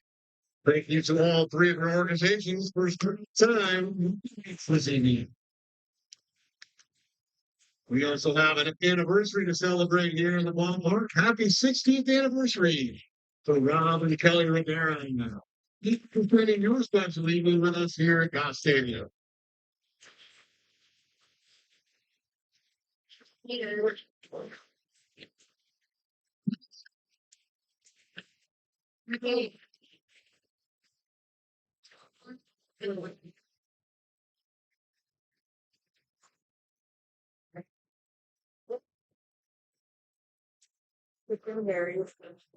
Bottom of the 4th inning here at Goss Stadium at Coleman Field, the home of Oregon State baseball and the Corvallis Knights. It's 3, 4, and 5 due up here against Tristan Pulliam for Corvallis, Dakota Chun, Ryan Severns, and Zane Garvey here in the bottom of the 4th.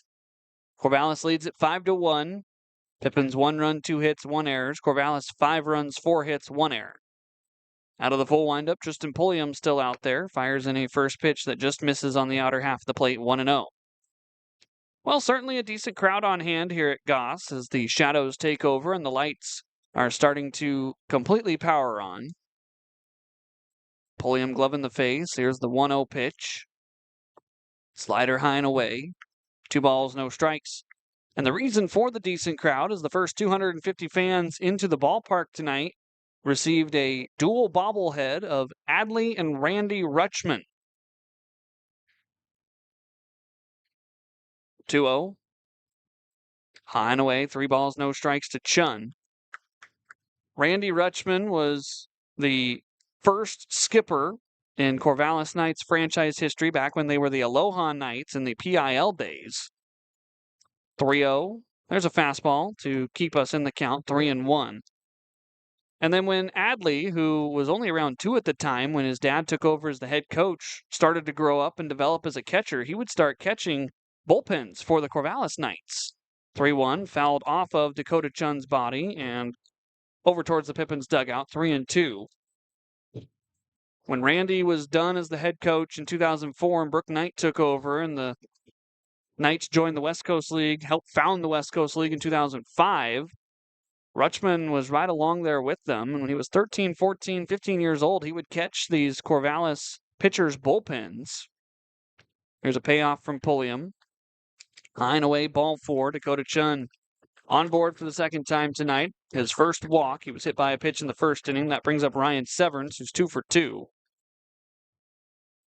And then once Adley became eligible to play in the West Coast League, he had the relationship built up with Brooke Knight, and obviously his dad was a big member of the early days of the Knights. He would play his incoming freshman season to Oregon State with Corvallis while also preparing to play football for the Beavers. He was a dual sport athlete.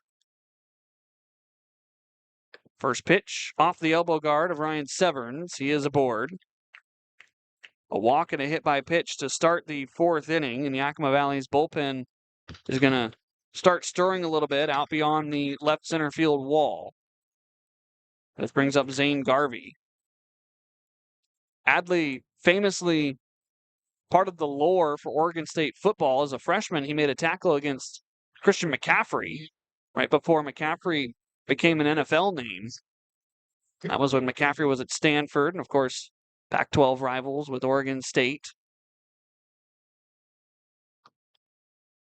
Showing bunt, pulling back Zane Garvey. The pitch is inside, 1-0. Adley would, of course, go on to be an MLB superstar, an all-star, a home run derby participant, probably one of the best catchers in recent Baltimore Oriole history to this point. 1 ball and no strikes. The pitch, 2 balls, no strikes. Of course, injuries have plagued him just a little bit throughout this middle part of his career.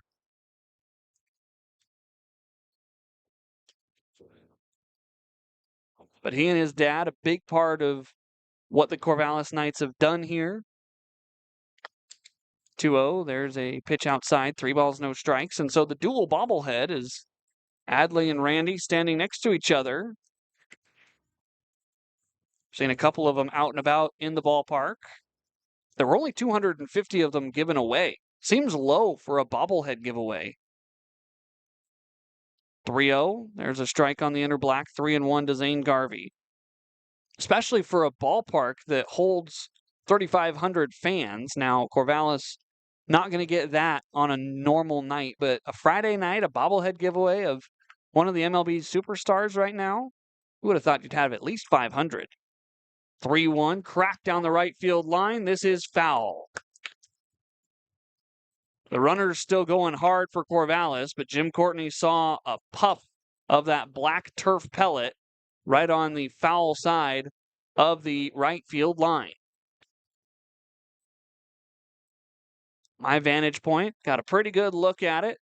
I can definitely see the right field line better than the left field line. I can see the left field line up until about maybe 30 feet away from the pole, and then the grandstands and an overhang kind of cuts it off.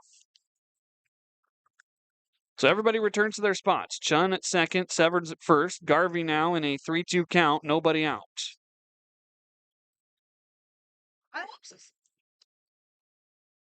Pulliam with a deep breath before coming set.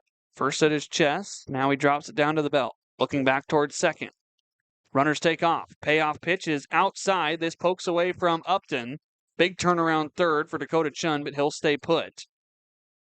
A walk to load the bases. Nobody out here in the bottom of the fourth for Corvallis. They lead it by 4, 5-1. Here's Joey Marasco.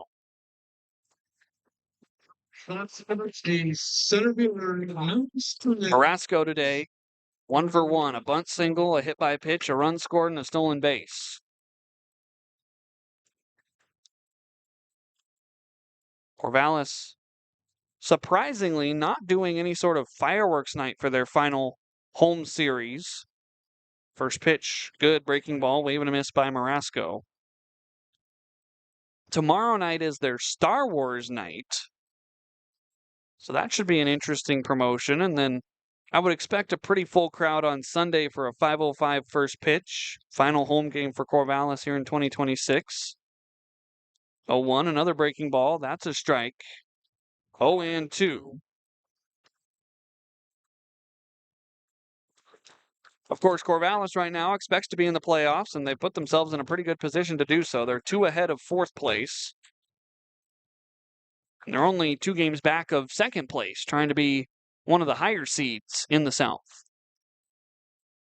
0-2, poked off the end of the bat. This will get foul out of play over on the right side, down into the first couple of rows and on top of Yakima Valley's dugout.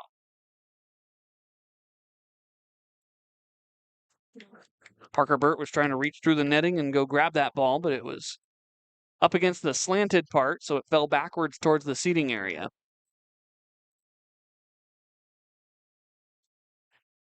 Pulliam going from the full windup with the bases loaded, looking for an out here. 0-2 pitch on the way to Joey Marasco. Misses outside, 1 ball, 2 strikes. Adley Rutschman, just one of many names that the Corvallis Knights have produced that have gone on to Major League success, and The West Coast League as a whole certainly benefits from that. Some other names that have played for Corvallis include Stephen Kwan. 1-2. This again, foul over on the right side. Similar spot. Count remains 1-2. Travis Bazana also played with the Knights for a summer. He's making some noise with the Guardians alongside Stephen Kwan. Shane Bieber spent time in this league. Eli Morgan spent time in this league with the Yakima Valley Pippins. 1-2, staying alive off the end of the bat. Joey Marasco putting up a fight here against Tristan Pulliam. 80 bullets to this point for Pulliam. We'll see how long Yakima Valley leaves him in there. Nobody out here in the bottom of the fourth inning. You're hoping to get 4 out of Tristan before turning it over to the bullpen. 1-2, another foul ball into the screen.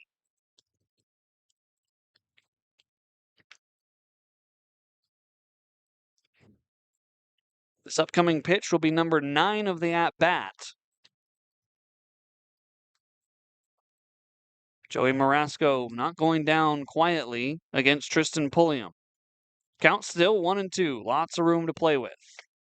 Fastball misses outside. 2 balls and 2 strikes.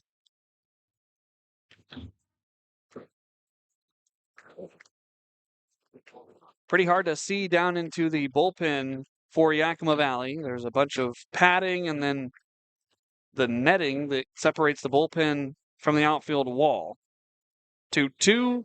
Breaking ball plunks Joey Marasco. A 10-pitch at-bat is won on a painful way by Joey Marasco to drive home a run. Dakota Chun trots home. All 4 batters have reached on free passes. 2 walks, 2 hit by pitches, and somebody must have been working for Yakima Valley because Coach Crustangel has just headed out to the hill and pointed out towards left field to make a pitching change. Tristan Pulliam pitches into the 4th inning but does not record an out. We'll get you the information on the new Yakima Valley hurler when we come back. 6-1 Corvallis here in the bottom of the 4th. You're listening to Pippins Baseball.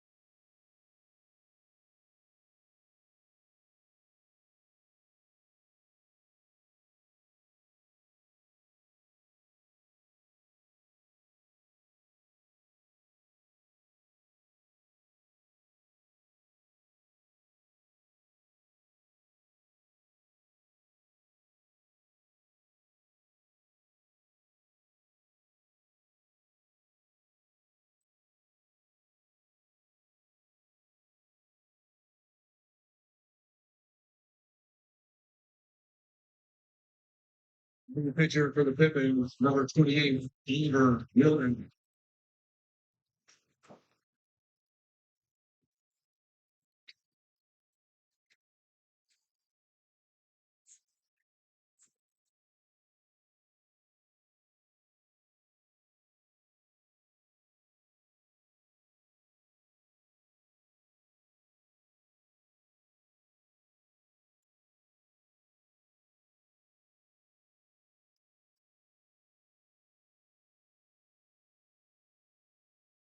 New arm into the game for the Yakima Valley Pippins. Coming out of the bullpen out in left center field is Oliver Wilday, 2 seasons at Yakima Valley College.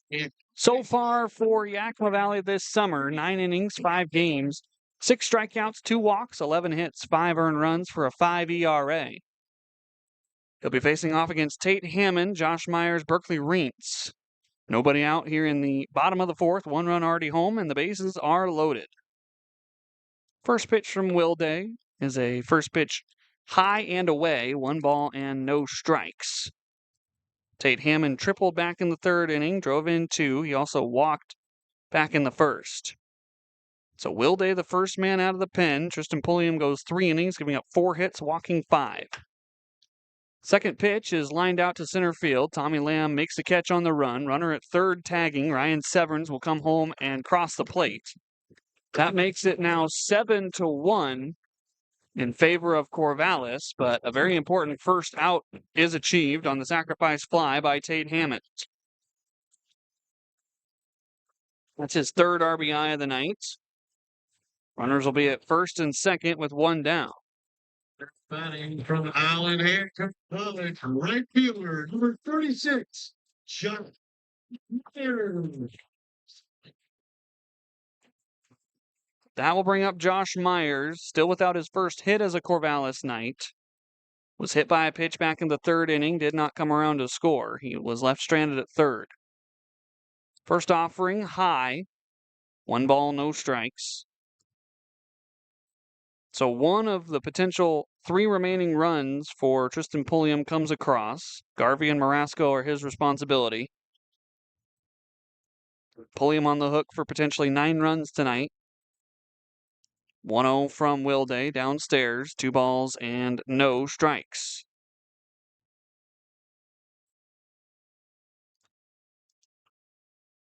Josh Myers, Idaho Falls, Idaho.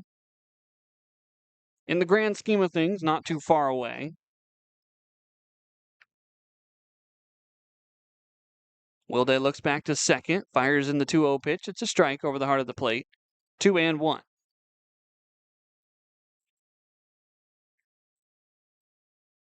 Pippins with a bunch of roster moves, bunch of guys going inactive before this series started. Wilday was picked up before the Walla Walla series and has been very effective out of the bullpen despite that 9 ERA. 2-1 downstairs, 3-1. He's come in multiple scenarios similar to this and has allowed 1 or fewer runs in all of them. 3 balls and a strike to Josh Myers. Fouled off of his back foot. The count now 3-2. 7 minutes past 8 here at Goss Stadium at Coleman Field. Harmon Johnsen with you as the Pippins trail by 6. First and second, 1 down here in the bottom of the 4th. Josh Myers waiting on the payoff pitch. Here it comes from Wilday. It is cut on and missed. Strike 3. Josh Myers down swinging. There's 2 away here in the 4th. Here comes Berkeley Reentz.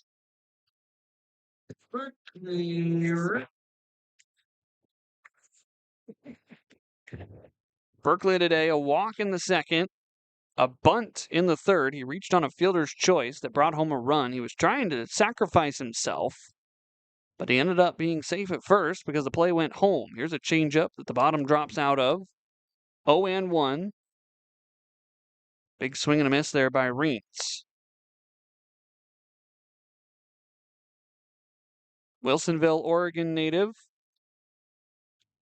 George Fox, a Bruin as well. 0-1 on the ground, down to an E French. He stops, he steps on the bag, and he will retire the side as his glasses come off the top of his cap. Oliver Wilday able to slam the door after trouble came across against Tristan Pulliam. 2 runs do score.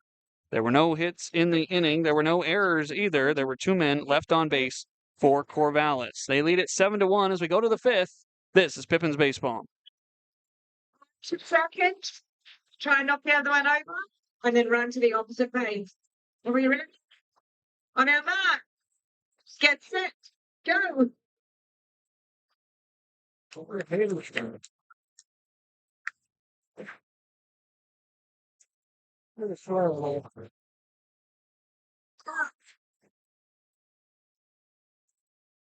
You can run to the opposite base. Let's go, let's go. We're gonna make it. You let it get up. This might be our winner. You made it. Thank you for playing the buzzer game.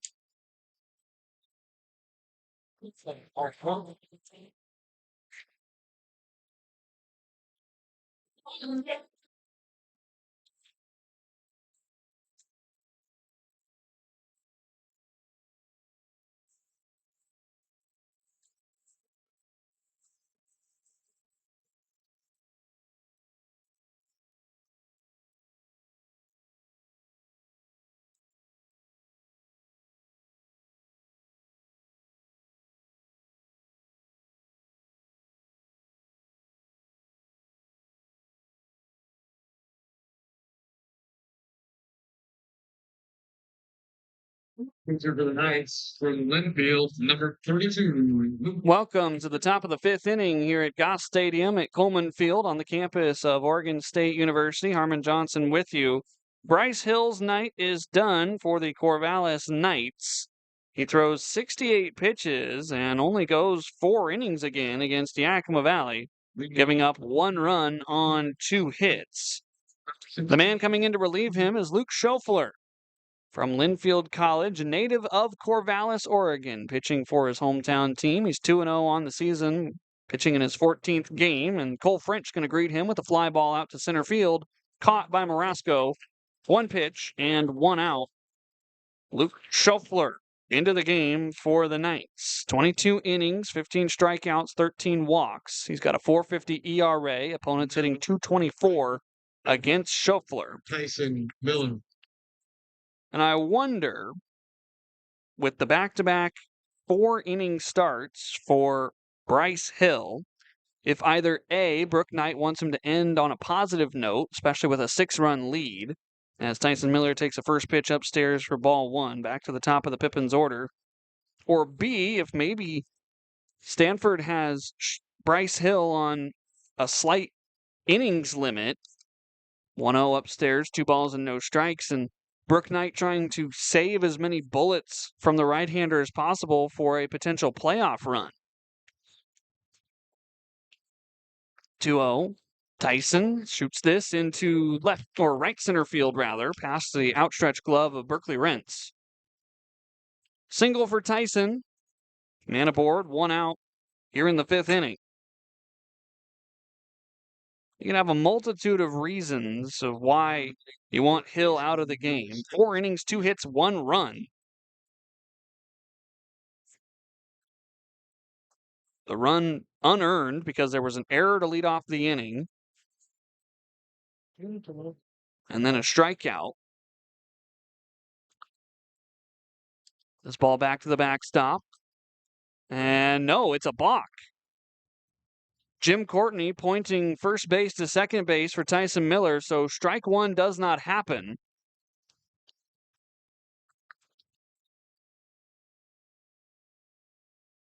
Should be a fresh count. The scoreboard still has 0-1. Tyson now stands at second after the balk. This pitch fouled away, so now the count back to 0-1. Yash Gupta standing in for the 3rd time. He struck out twice.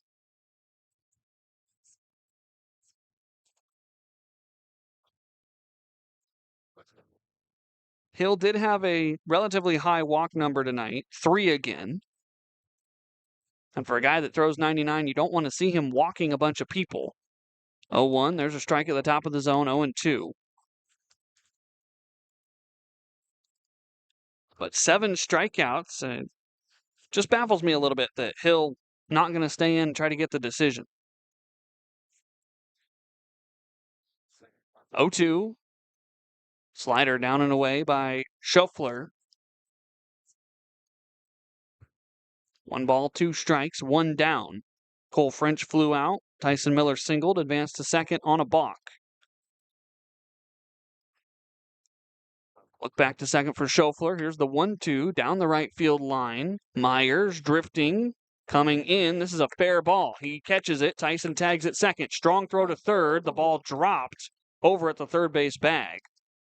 Hammond almost applied the tag, running over to get the ball, but he dropped it. And so Tyson moves up. It's a productive out for Yash Gupta, but there are 2 away now. Max Workman got his first hit as a Yakima Valley Pippin back in the first inning. He was left stranded, surrounded by strikeouts in that first frame.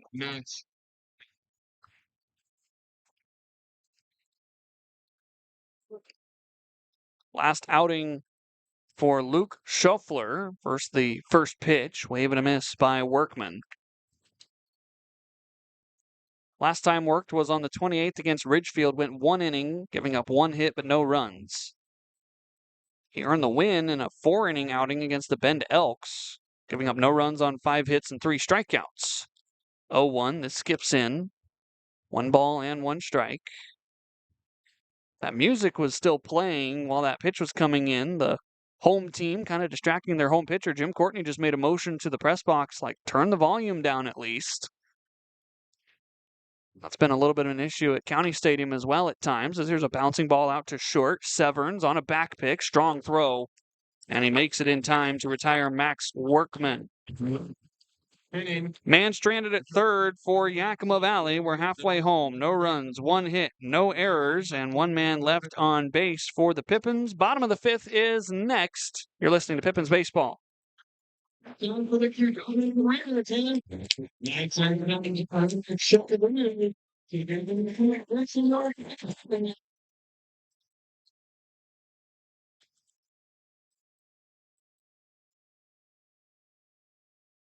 Make sure 20-year burritos the Qdoba to the Genie. We on the train. That's right. Now, we on to Home Qdoba with maternity your training.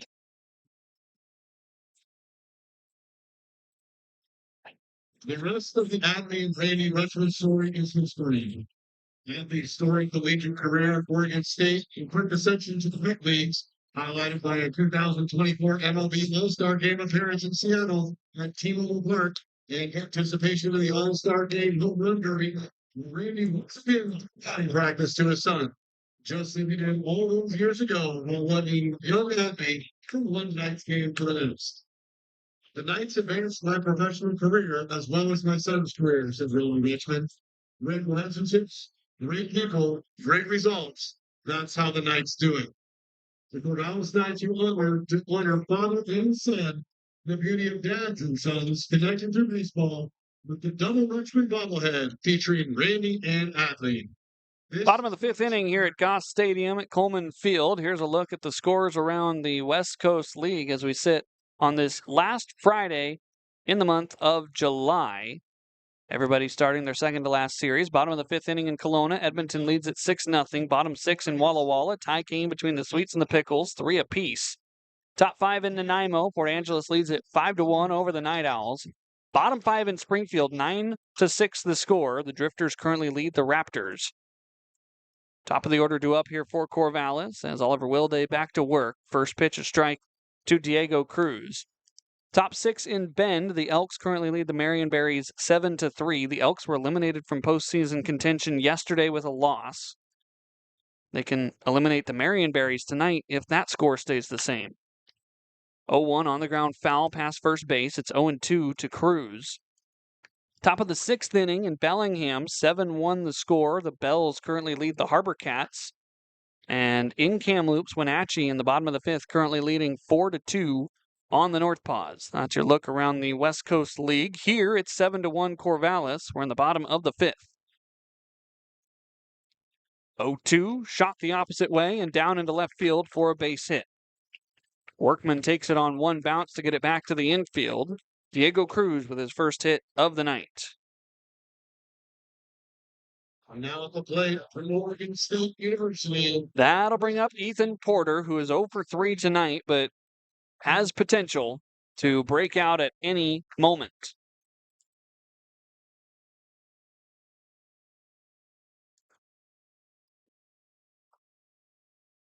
Porter getting ready for his second season at Oregon State, where he'll look to have an even bigger year than his first. Runner off from first move. Upton's throw down is strong, but off the mark. Stolen base for Diego Cruz, his second of the night. $25 donation to CMI. Ethan Porter batted just a couple points under 300 as a freshman with the Beavers. Batting well over 300 here with Corvallis. Probably going to be a middle of the order type bat for the Beavers this next season. Turns on one foul down the left field line. The count now 1-1. Max Workman gathers that in and sends it back to the Corvallis dugout. Corvallis in the third base side, Yakima Valley over on the first base side.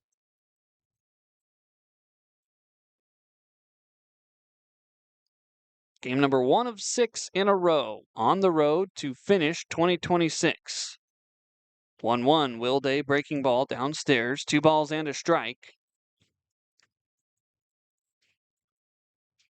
This 2026 summer really has flown by. Hard to believe that the last home game of the season was last night. Walk-off win over the Springfield Drifters. 2-1, fouled away at the plate, 2-2. Corvallis playing in their final home series this weekend here against Yakima Valley. And then they'll head on the road to Ridgefield to end out their summer. Yakima Valley on Monday will head up to Portland to take on the Portland Pickles. 3 games at Walker Stadium to end the year. 2-2, Will Day has another one pulled foul by Porter. Workman again going to have to go track down a loose pearl. That is one thing I'm surprised that Corvallis has not implemented here at Goss Stadium, is with it being a D1 facility and the popularity of the Knights as summer baseball in town, I'm a little surprised to not see Major League style ball boys or ball girls in foul territory. 2-2 misses downstairs, 3 balls and 2 strikes. It's not standard in Division I baseball. Players track down foul balls all the time. But the way Corvallis operates really reminds me of more of a minor league type. Payoff pitch, sent foul back behind the press box. The count remains full. And so I'm just a little shocked that they don't have maybe a sponsor for it, or at least somebody down there to try to corral those loose baseballs to save both their defense and the opposing team's defense a few extra steps. Not that a few extra steps will kill you. Payoff pitch. Flied, right field. Miller standing underneath. He makes the catch. Tagging at second. Attempting to move up his Cruz. He will do so successfully. Productive out for Ethan Porter. That's his second time flying out to right field. This one moves a man 90 feet away from providing even more insurance. Now at the plate for the University of Portland, pitcher number 17. This will bring up Dakota Chun. Hit by a pitch and a walk. He scored both of those times. He's also flown out to center field.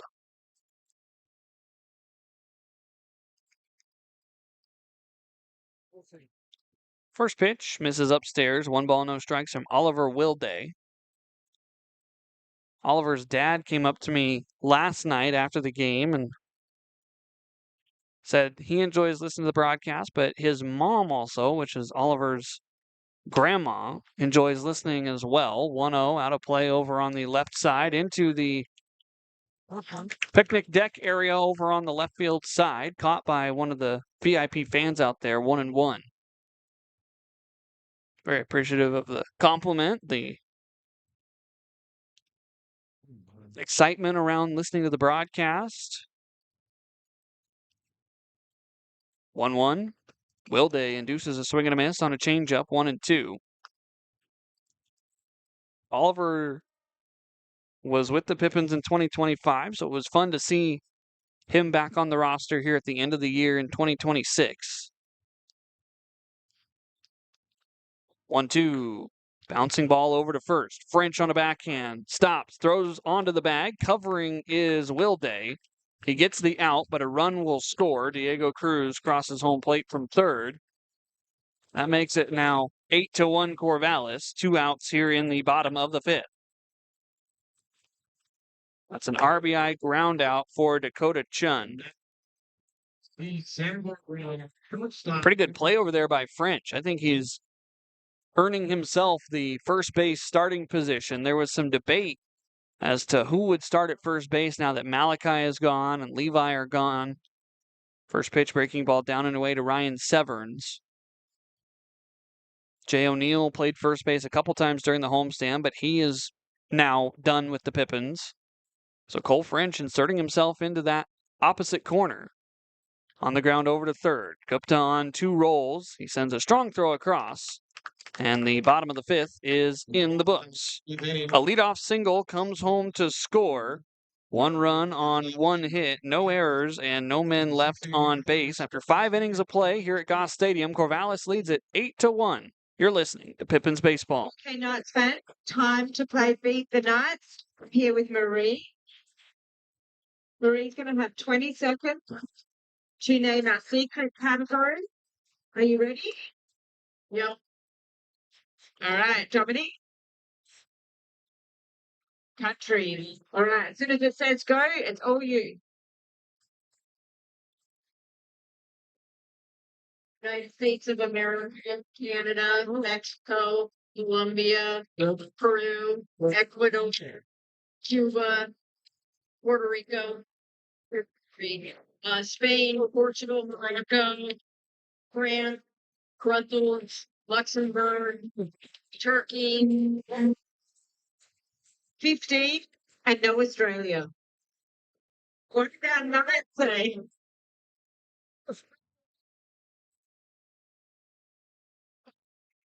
US, Canada, Mexico, Italy, Russia, Japan. Top of the 6th inning here at Goss Stadium, Coleman Field, on the campus of Oregon State University. Corvallis leads it 8-1. We go to the top of the 6th inning. Corvallis continues with a little bit of an in-game promotion. Parker Burt, Brandon Stone, Brennan Aoki digging in. 4, 5, and 6 to face off here against Shuffler in his 2nd inning of relief. Luke Shuffler. First pitch swinging by Parker. It's over into the Corvallis dugout on the third base side. 0-1. Parker today 0 for 1, a strikeout and a walk. Shuffler in that first inning of relief gave up 1 hit, but he got all 3 other outs without an issue. Pitch misses upstairs, 1 ball and 1 strike. Chun had a quick word for Jim Courtney before throwing it back. It looked like Parker was talking to Chun about, yeah, I agree. The strike zone's a little odd right now. 1-1 misses high and away, 2 balls and a strike. Looks like Yakima Valley has somebody standing up down in the bullpen. It's hard to tell who is throwing, but just based on the motion, that looks to be Hound Tanaka. 2-1, high and tight, 3 balls and a strike. We'll see how much longer Oliver Wilday remains in the game. He's at 27 pitches through 2 innings of work. 3-1, Parker's swinging, and he drives this out towards the right center field gap. It's going to get down. It got down before the gap, though. Myers able to cut it off, and so it'll be a single to lead off the 6th inning for Parker Burt. First hit of the night for Parker. That's only hit number 4 tonight for Yakima Valley. French has 1. Miller has 1. Max Workman has 1. Now Parker has 1. Brings up Brandon Stone. First pitch to Stone, taken at the knees for strike 1. 1 run, 4 hits, 1 error for Yakima Valley. 8 runs, 5 hits, 1 error for Corvallis. 0-1 pitch. Brandon takes high and away, 1 ball and 1 strike. All turf infield, all turf outfield, all turf everything, even the bullpens. I will say, though, this turf is a lot less bouncy than some of the other turfs we've played on. 1-1, downstairs, swung on and missed, 1-2. I was down hitting fungos and helping Shag BP when we first got to town. And the high hops that you expect at Ridgefield and Springfield just died underneath your bare hand. I had to go chase quite a few balls to the backstop that were thrown in from the guys out in the field. 1-2, Stone pops this up a mile high on the infield. Rings under it. He puts it away. No advance from Parker. 1 down here in the 6th. Here's Brennan Aoki, who is 0 for 1 today with a strikeout and a walk. He has scored the only Pippins run so far in the contest.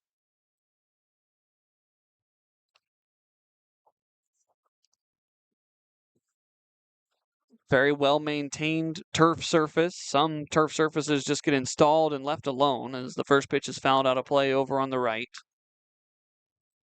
The batter's boxes and the catcher's area behind home plate have obviously been redone. You can kind of see where they've stitched the new turf in with the old turf. 0-1, high and away, 1 ball and 1 strike. Those areas get quite a bit of wear and tear, obviously. There's also some fatigue out on the base pads, the sliding line into second, the sliding line into third, and over at first as this is sawed off the end of the bat, running out towards shallow right field. This is going to drop. Good awareness by Parker to take off and get to second. He saw that ball in front of him landing in the grass. Brennan Aoki gets jammed, but he gets a single anyway. 2 hits in the inning, Yakima Valley, with a runner at second and a runner at first, trying to get their second run of the game. Tommy Lamb. Here comes Tommy Lamb. He is 0 for 1. Grounded out to the first baseman Porter back in the 4th inning. He walked and reached second base in the 2nd inning.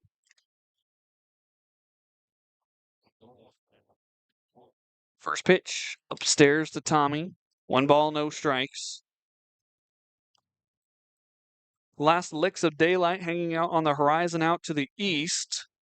The setting sun is all but down over in the west. We're under the light power here at Goss Stadium. Stepping off and spinning towards second. 1 disengagement used here by Scheffler.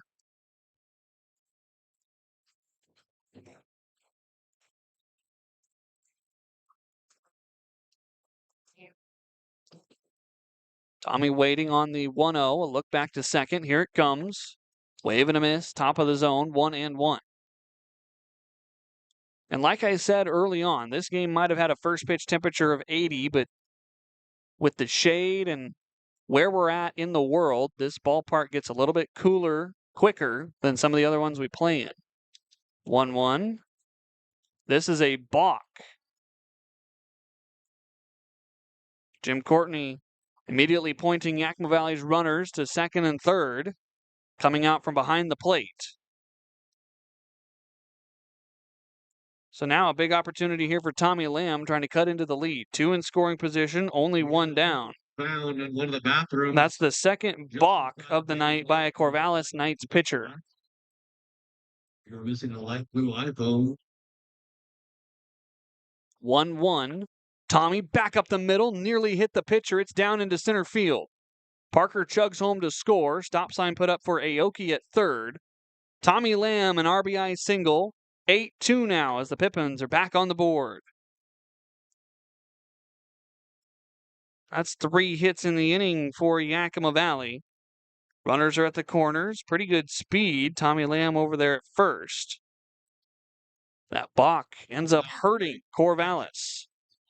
Jackson Upton. Jackson Upton 0 for 2 today. He was the last batter that Bryce Hill faced in his 4 innings of work.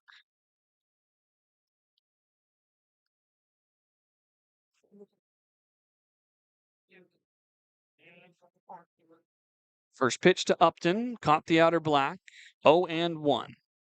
Coach Crustangel has put on the nice thick jacket.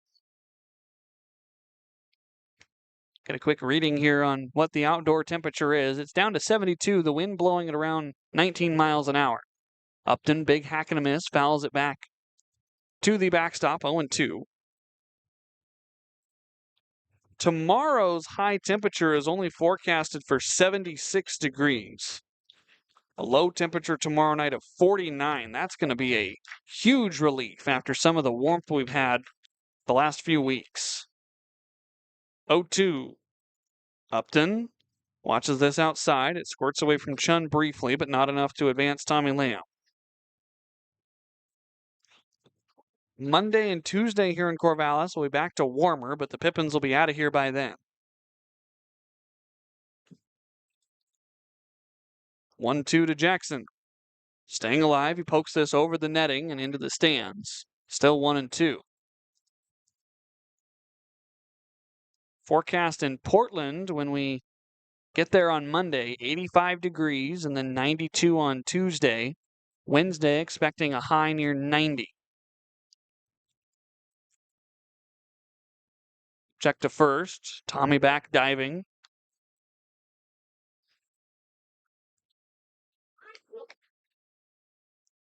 Pretty low elevation compared to some of the other West Coast League ballparks as well. Elevation at the airport here in Corvallis is 246 feet. Tommy's taking off. Swing and a miss by Upton. He's out number 2. No throw down to second. Tommy in there safely, and now here comes Brooke Knight out of the dugout. Brief passing word for Jim Courtney. He might have thought there was a little bit of interference there as Upton was heading back towards his dugout. Looks like Jim Courtney not even going to go talk with his partner, Perry Schofield. So the Pippins have him at second and third with 2 away. Now batting. Here is Cole French. Cole French. French 1 for 2 today. RBI single in the second inning, a fly out to start the fourth. He was the first batter that Schofler faced. First pitch misses, down and away, 1 ball and no strikes.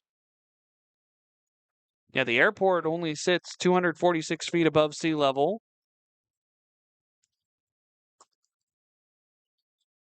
We're about an hour and a half from the coast, I think. I can do some quick math as the 1-0 is fouled back. It's 1-1.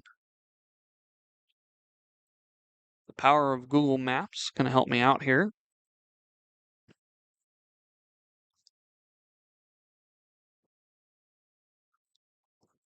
One ball and 1 strike. Aoki standing at third.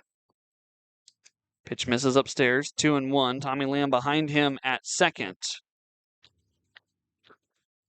So from where we stand here in Corvallis at Goss Stadium on the campus of Oregon State University, if I measure distance to as the crow flies, 2-1, there's a strike, 2-2.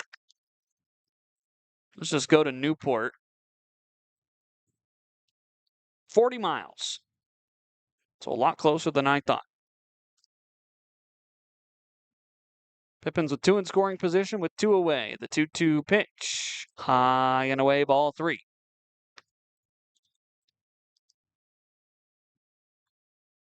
$40 miles to get to the Emerald Coast. Might have to take a day trip tomorrow. Payoff pitch. Lifted out towards right field, shallow. Myers settling under it in the twilight, leaps and makes the catch. And the top half of the 6th inning comes to a close. Yakima Valley scores for the first time since the second. 1 run on 3 hits. No errors. 2 runners left on. We go to the bottom half of the 6th inning. It is 8-2, Corvallis. Fans, be sure to join us for our next home game tomorrow, August 1st. It's Star Wars night. Get your tickets now at corvallisnights.com. Hey fans, Amy here from 106.3 Clue FM, playing the most rock in the valley. Text your song request anytime to 541-926-1818. And now, coming your way, it's the 6th inning song presented by Clue. Hey, this is Coleman Field.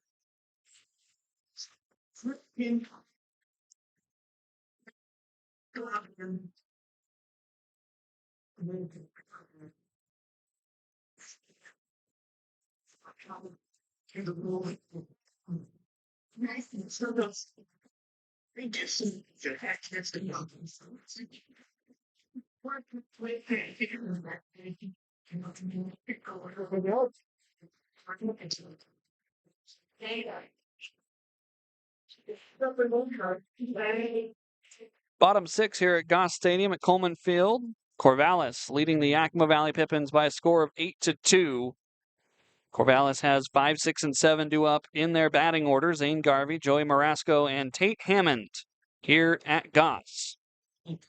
Oliver Wilday back out to work. This would be his third inning complete if he can get through it.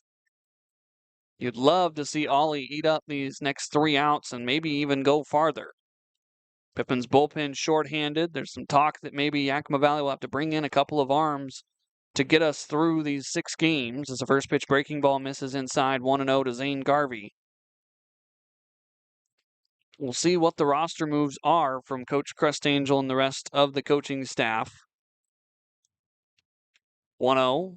Another breaking ball, this one outside, 2 balls and no strikes. That's the one thing that can compound on you pretty quickly is if you use 1 or 2 extra pitchers in a night, all of a sudden you're down those extra guys for tomorrow.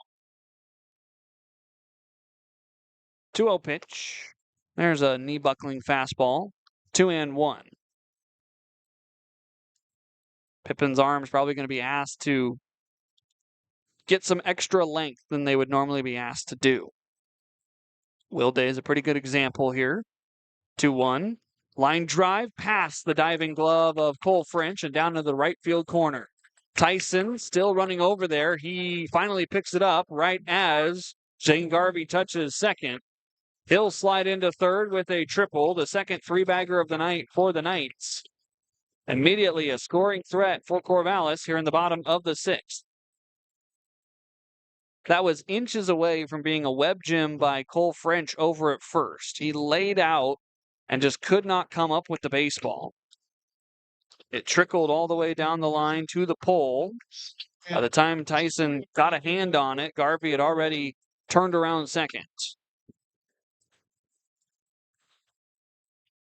Whereas last week, Coach Crustangel was saying there'll be some quicker hooks, trying to play like postseason baseball. Now you're just trying to stay alive.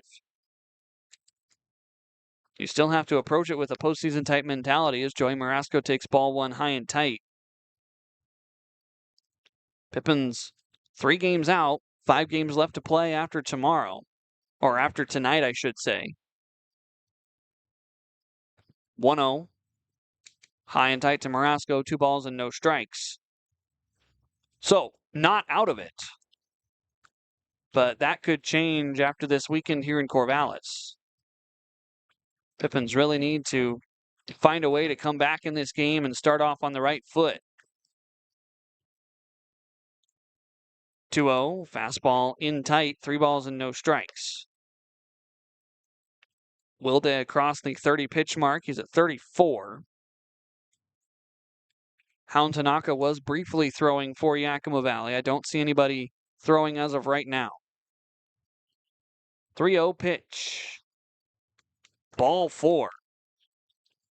Couldn't have missed by much. Jim Courtney took his time before standing up from his crouch. Runners are going to be at the corners. Nobody out here in the bottom of the 6th inning. This is kind of eerily similar to how the 4th inning started for Yakima Valley. Of course, that was a walk hit by pitch, not triple walk. But number 10.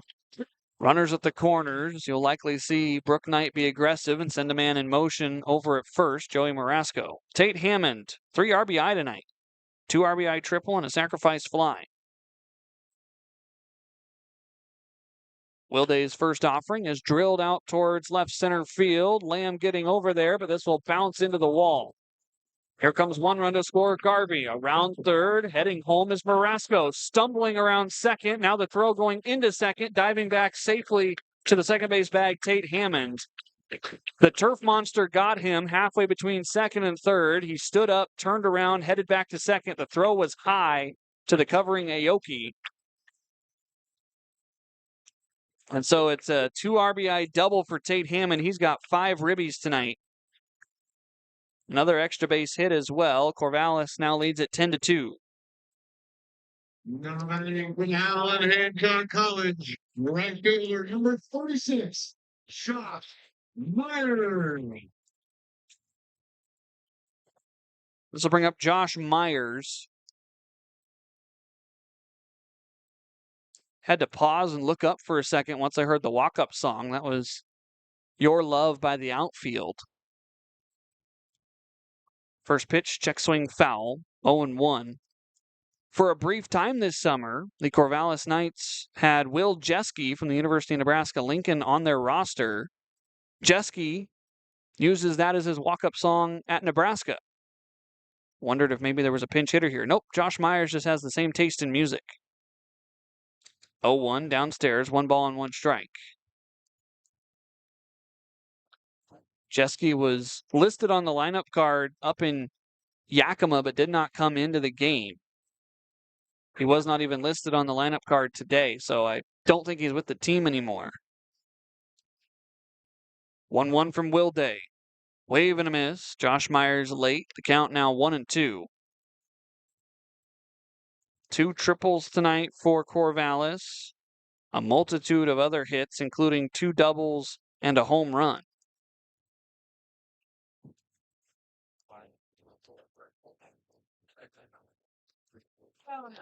1-2 lifted out towards left field. Workman circling around it. He makes the catch. No tag out at second by Hammond. There's 1 down here in the bottom of the 6th. Here's Berkeley Rentz. Rentz so far today 0 for 1. In fact, that quick rundown of the hits was almost every hit that Corvallis has. 2 triples, that's 2. 2 doubles, that's 4. Home run, that's 5. There's a bunt single and a single by Diego Cruz. That's 7. That's all of them. Number 9 hitter, Berkeley Rentz. First pitch, change up for a strike. 0-1 from Oliver Wilday. Now at 40 pitches. Trying to squeeze 2 more outs out of Oliver.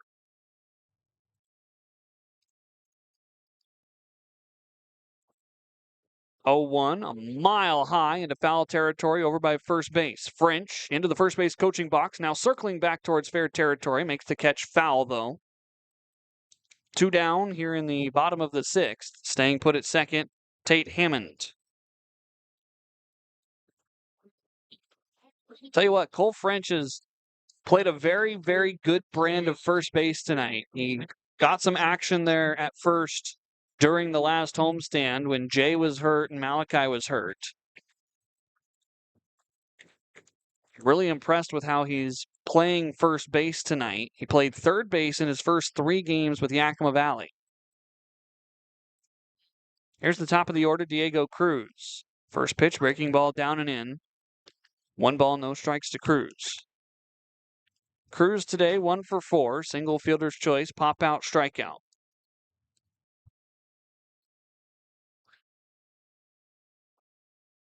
Oliver a deep breath, now turns and heads to the plate. The 1-0, broken bat, single into center field. Turning around third, coming home is Tate Hammond. He will score standing up. An RBI single for Diego Cruz, his second hit of the night. And it's 11-2 Corvallis.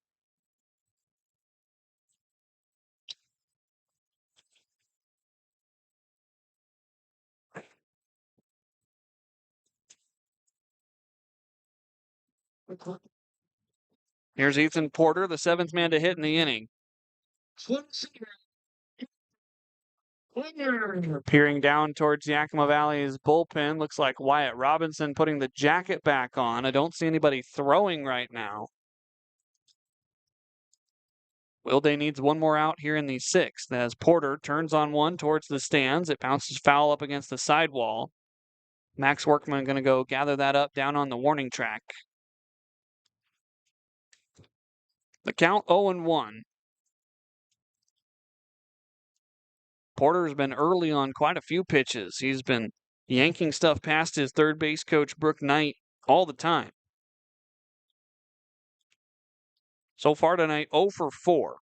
His last flyout was a productive one. It moved Diego Cruz up to third base. Cruz extends his lead over at first. Still shuffling, not going. Pitch downstairs. 1 ball and 1 strike.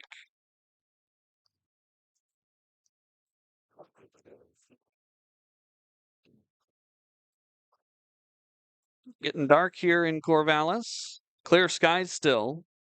The breeze probably feels pretty good compared to my booth up here. Pretty stuffy.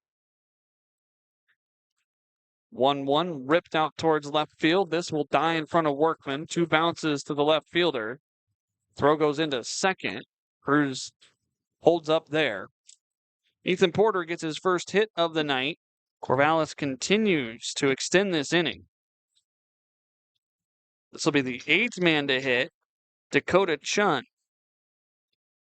Now batting from the University of Portland, the catcher, number 17, Dakota Chun. Chun today 0 for 2. RBI ground out, fly out to center field, hit by pitch and a walk.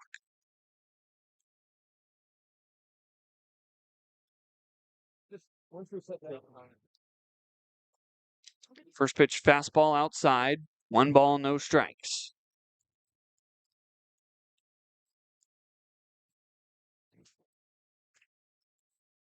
Coach Crustangel, Ethan Salscheider out on the top step of the dugout. Will Day laboring here in the bottom of the 6th. 3 runs have come home for Corvallis. Now a flare off the end of the bat out towards center field. Tommy running it down. He will make the catch in the left center field gap. And the 6th inning is in the books. 3 more runs come home to score for the Corvallis Knights on 4 hits.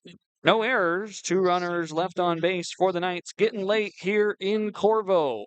11-2 the score. We go to the top of the 7th. This is Pippins Baseball.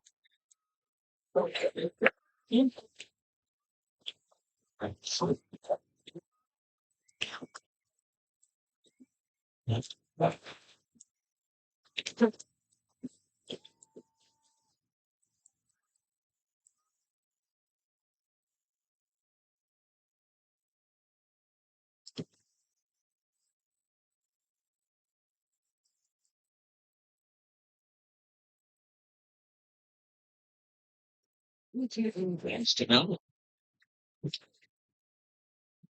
What did you do? What did you do? What did I do? You.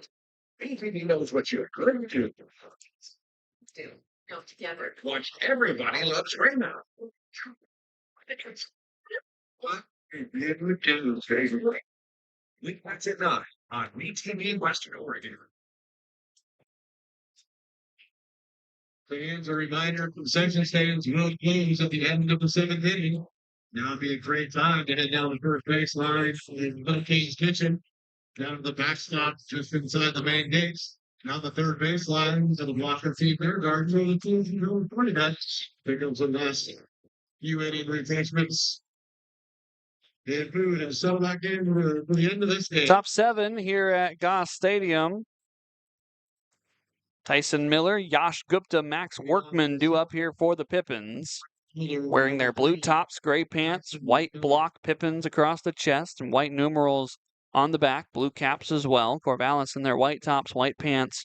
They've got script Knights across the chest and red numerals with gold trim. This is still Luke Schuffler.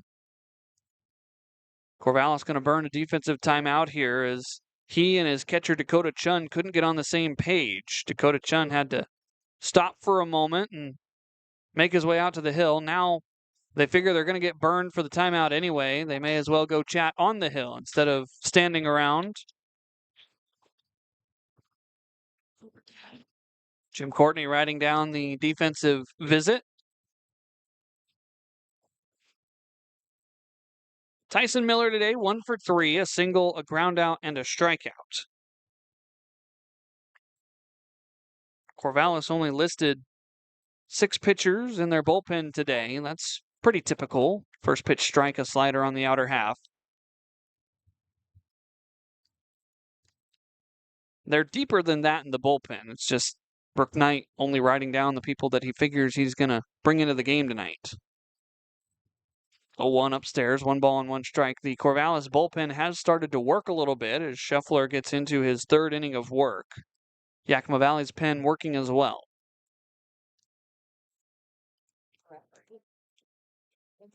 1-1.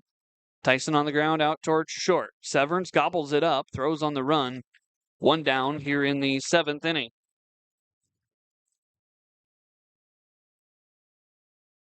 Yash Gupta 0 for 3 today. 2 strikeouts and a flyout. Now batting third baseman number 6, Yash Gupta. Oliver Wilday with 48 pitches to his name, more than likely done. 3 innings. He ate up the middle part of this game for the Pippins. First pitch misses. 1 ball, no strikes to Yash. Longest outing of the summer for Oliver was 2 2/3 down in Walla Walla on the 23rd. 1-0. Down the right field line. This is still in play, but it bounces right up against the side of the bleachers. Foul. So the count 1-1. I'm kind of conflicted in here. I have the ability to turn a light on in my booth, but I just turned it off. It's been on to this point. I can still see the scorebook. I can still see my computer.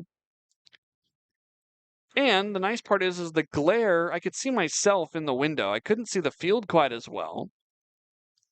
I'll have to experiment with this a little bit. 1-1, fouled away. 1 ball and 2 strikes. The only thing I really can't see is my clicker that I keep in my right hand to keep track of the pitch count. Those numbers don't light up. I don't know, usually see the lights on, but it also feels a little bit cooler up here with the light off. 1-2 with 1 out. Gupta inside out swing over to first. Backhanded by Porter. On the transfer, he drops it. Then he sends a sidearm throw onto the covering pitcher. Saves himself from an error.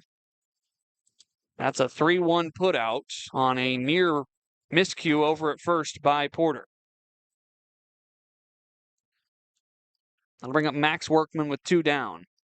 The outdoor temperature at the ballpark is 72 degrees. I guarantee you it's still probably 80 here in the booth. For being a D1 facility used by Oregon State, this room that I'm in does not have air conditioning. First pitch misses outside to Max Workman. I'm not complaining, I'm just stating a fact.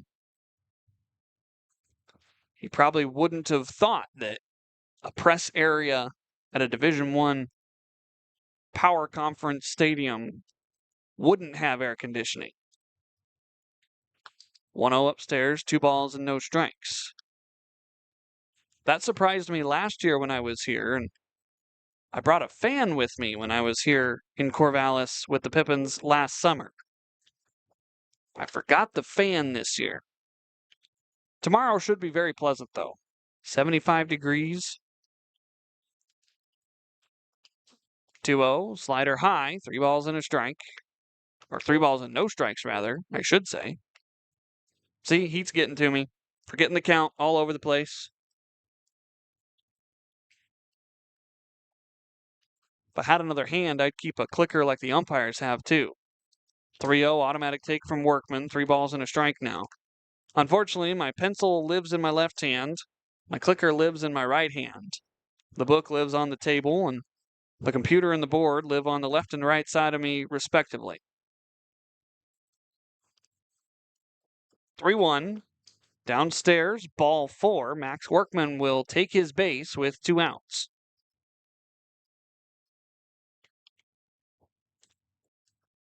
Some might wonder, why do you keep a pitch counter when the live scoring feed, if you've ever looked at it, has a pitch counter on it? Well, that pitch counter only updates after every at-bat. For those longer at-bats, it's kind of nice to see where the at-bat started, and then you can do quick math in your head, figure out how long the at-bat is. Parker takes a slider, way outside, 1 ball and no strikes.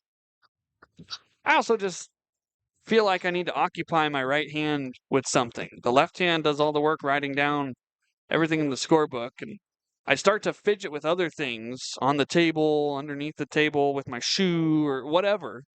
So by putting a clicker in the right hand, it kind of keeps me occupied. Top hand comes off for Parker on the swing. It's 1-1.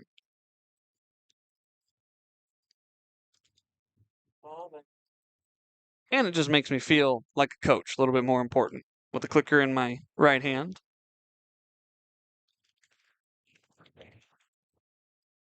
There's more about me than you probably ever needed to know. 1-1 popped a mile high on the infield. Porter calling for it. He's got room. He makes the catch all by himself. And the top half of the 7th inning has come to its conclusion. Stretch time here at Goss Stadium at Coleman Field. Enjoy Take Me Out to the Ball Game by this Oregon State and Corvallis night crowd. We'll be back. This is Pippins Baseball. Some singing. It's time for Take Me Out to the Ball Game.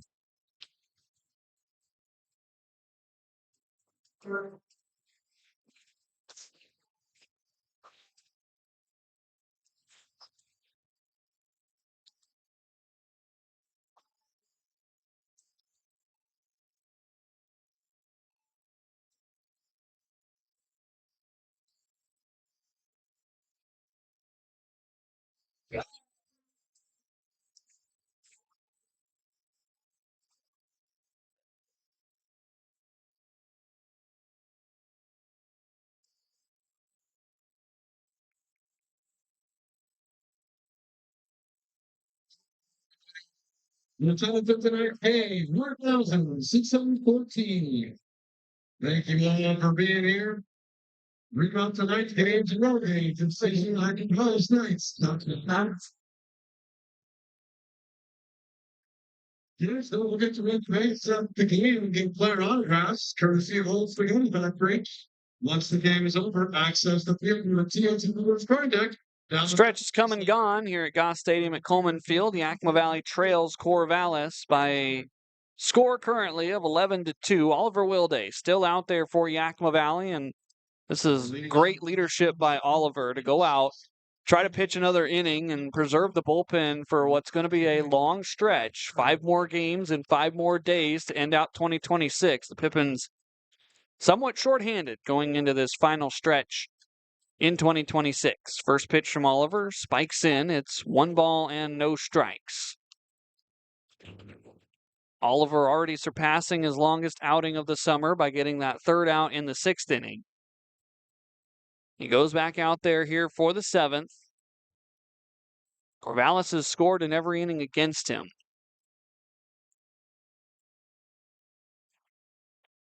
1-0 inside, 2 balls and no strikes to Ryan Severance. He was the only man that did not hit in the 6th inning. Corvallis has sent 8 to the plate 3 times through their 6 innings of offense. Now here in their 7th. 2-0 pitch. Fastball misses out. 3 balls, no strikes. You figure if you're Yakima Valley, if you can somehow get away with using only 3 pitchers in this game, you feel pretty good going into the next 5. 3-0, misses ball 4 down and away. Ryan Severns aboard for the 4th time. The previous 3, he has come around to score. Let's see if that trend gets snapped.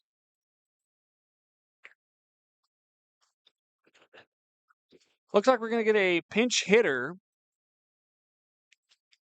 Wearing number 34 is Aiden Hazen for the Corvallis Knights. So Zane Garvey's night is done. Great hitting for the Knights from LBCC. Aiden Hazen from Lynn Benton Community College. Garvey ends his night 1 for 2 with 2 walks, a triple, and a run scored.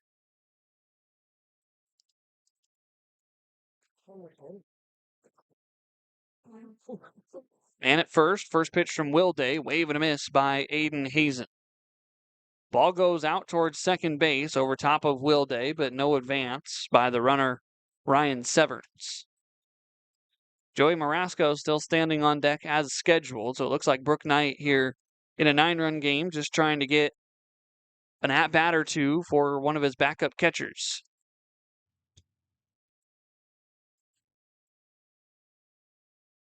A 1, called strike. No balls, 2 strikes.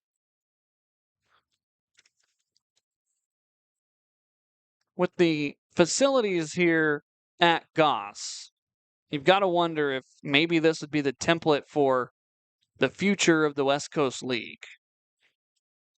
0-2 from Wilday. Breaking ball on the ground out towards third. Gupta on the run going to second. The transition for one. On to first. French lays out off the bag to keep it from going past him. Another incredible effort by Cole French out there at first base. It's a fielder's choice. Ryan Severns is out 5-4. Aiden Hazen reaches. That'll bring up Joey Marasco. The reason I say this could be the template for the future of the West Coast League is all of the Hawkeye and Daktronics and replay systems that a Division I facility needs are already in store here. There's physical pitch clocks. There are instant replay abilities. First pitch from Wilday to Marasco in there at the knees for a strike. And if the West Coast League ever wanted to implement that league-wide, you would probably follow Oregon State's lead here with the Corvallis Knights setup. They don't use any of the replay. They don't use the physical pitch clocks. 0-1 popped up on the infield right side. French saying he has it. Aoki behind him to cover first base. French puts it away. 2 down here in the bottom of the 7th. That'll bring up Tate Hammond. Now at the plate from years. There's a couple other ballparks in the West Coast League that have the ability to have a physical pitch clock, and you could get one installed just about anywhere, but there's a cost to that, there's extra manpower to that, and so Corvallis does not use the physical timer. That would be unfair to everybody else in the league who has to rely on the umpire's hip. First pitch fastball outside to Tate Hammond, 1 ball, no strikes. Perry Schofield has a buzzer standing out there in the field that it counts down and then it vibrates at the various intervals that it needs to alert Perry Schofield to when there might be a violation. 1-0. This just misses down and away. 2 balls and no strikes to Hammond. There's all this talk about ABS, automatic balls and strikes, coming to college baseball, and I expect it to be in the College World Series next year. I believe the plan is in motion for anybody that has the ability to use ABS to use it this year. 2 balls, no strikes, sent out towards left. Workman backing up. He'll put it away in the leather, and that will retire the side. A 0 hung by Oliver Wilday in his 4th inning of work. No runs on no hits, no errors, 1 man left on the base pads. 7 complete here at Goss. Top of the 8th is next. This is Pippins Baseball. Defense, be on the lookout for the kilos with 4 military bags. Not serious about bag litter control. So, stadium menu, it fills with special time. Well, your tires. Batteries, wheels, shocks, and struts needs. And less shot for sports or control. Thanks, though. Couldn't keep the ballpark clean this summer. This is a lot of people. So every somewhere from the night. Let's begin. So just make sure we get a pre-trip signature and let's my topics. It's free.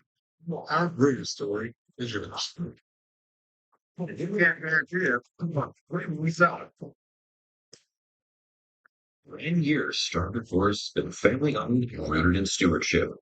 We care for our forests, for the clean water and air that sustain us, the wildlife that depends on them, and the communities that call them home. Forests provide renewable wood products, food use, and recreation opportunities in Benton, Lynn, and Lincoln counties. Come spend time at our forests. Starboard Forests, growing forests, not just trees.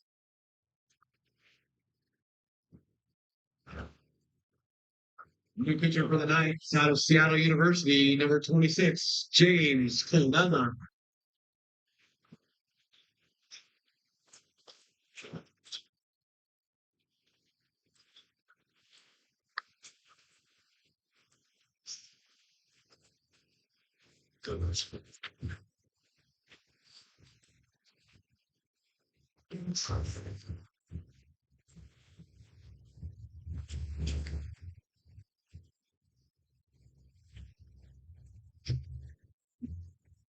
Top of the 8th inning here at Goss Stadium at Coleman Field. The Corvallis Knights lead this game by a score of 11-2. Aiden Hazen stays in the game and moves to first base. Ethan Porter goes to left field, replacing Zane Garvey, who was out there. And a new pitcher comes into the game to face Yakima Valley's 5, 6, and 7. As the first pitch from the new hurler, Aiden Colella. High and tight to Brandon Stone. Brandon today 0 for 3. Error, strikeout, pop out. Next offering, down and in, 2 balls and no strike. James Colella, I should say. Aiden Hazen is the man at first. Colella pitched against Yakima Valley twice up at County Stadium. He did not record an out either time, facing 2 batters. He has been very wild. And he finds a strike to make the count 2-1 here to Brandon Stone. So we'll see if on his home turf he's able to dial in the strike zone. He was nowhere close in either of his outings up at County Stadium. 2-1, fastball high, 3 balls and a strike. Colella from Seattle University. He'll be on the same pitching staff as Luke McGuire, who was with the Pippins for a majority of the season. Also Daichi Furuhata will be playing infield behind Colella. 3-1, a 5-pitch walk to Brandon Stone. The fastball was high and outside. Not a great start for Colella. Down at the plate. So now Brennan Aoki, who had the bases loaded walk last night to walk the game off, 1 for 2 today with a walk and a single. Disengagement used by Colella. For Brooke Knight, it's got to be a tough situation to be in. You want Colella to work. You want to get innings and outs for him. Is now Jim Courtney having a conversation with Colella. Brooke Knight started to come out of the dugout, but he'll just stand back on the top step. Looks like the pitcher and the catcher, Colella and Chun, going to get together and talk pitch mix. Jim Courtney can write this down in his pad as a defensive timeout. That would be the 3rd one used by Corvallis tonight.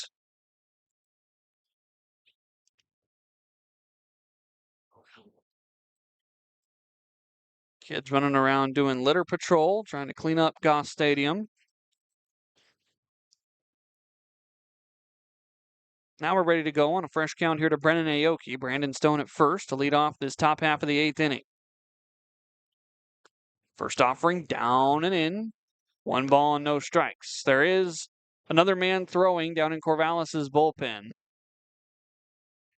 And again, back to being a tough situation for Brooke Knight. You want to see this kid get some innings, get some outs, but against the Pippins at least, he has really struggled. 2 balls, no strikes. On the season for James Colella. As a pitcher, he has thrown in 5 games. He has recorded 2 innings of work. That's 6 outs, 3 strikeouts, 6 walks, 6 earned runs for a 27 ERA. 2-0, there's a strike at the top of the zone, 2-1.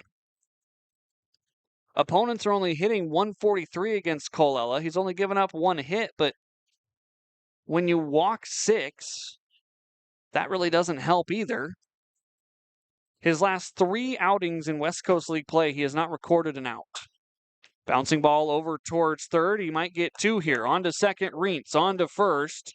Safe as Brennan Aoki legs it out. So James Colella gets his first out in his last 4 outings. 1 down here in the top of the 8th inning on the fielder's choice, grounded into by Brennan Aoki. Brandon Stone out 5-4 over there at second base.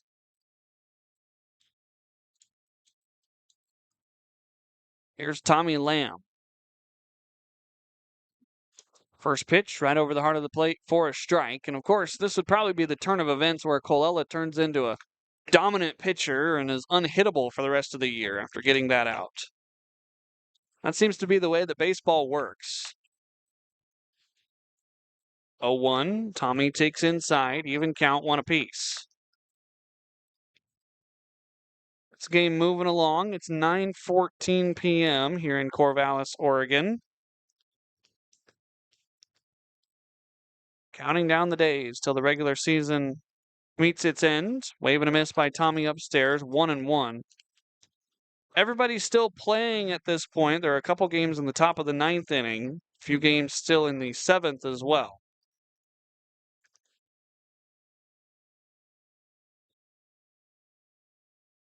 Aoki over at first. Colella steps. That's a balk. You have to throw if you're going to step over towards first base.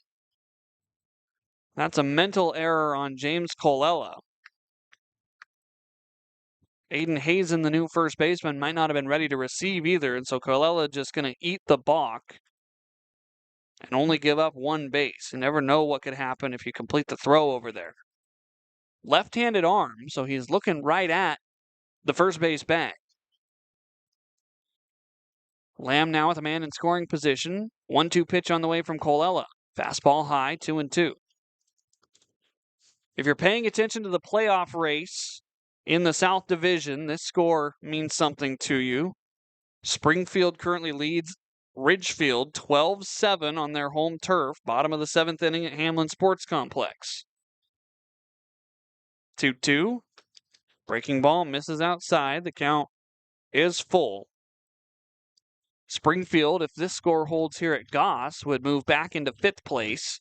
Portland currently sitting down in the bottom of the 8th inning. Walla Walla leads at 7-5. With a loss by the Pickles, Springfield's a game back of the wild card. 3-2 fouled on top of Yakima Valley's dugout. Count remains full. And for Springfield, they sit in 3rd place in the second half standings at 12-9. Corvallis jumped them with the loss last night, 13-8. Walla Walla 14-7. So a lot of good going right now for the Drifters. Scores seem to be falling the way they need to. Payoff pitch, nowhere close, high and away to Tommy. So this inning has gone walk, fielder's choice to get an out at second, balk, and now another walk to put runners at first and second with 1 out. Jackson Upton will dig into the right side. The North Division's playoff scenario is also very interesting. Wenatchee's 35-13, they've clinched. Bellingham 31-17, they're close to clinching.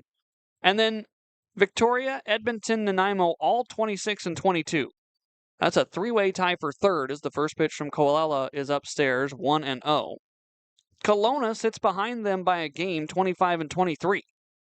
So nothing is decided in the North yet, other than the fact that Wenatchee is likely going to be the number 1 overall seed. They're 4 games up on the Bellingham Bells. 1-0, fouled back to the screen, 1 ball and 1 strike. Jackson Upton today 0 for 3, 2 strikeouts and a ground out.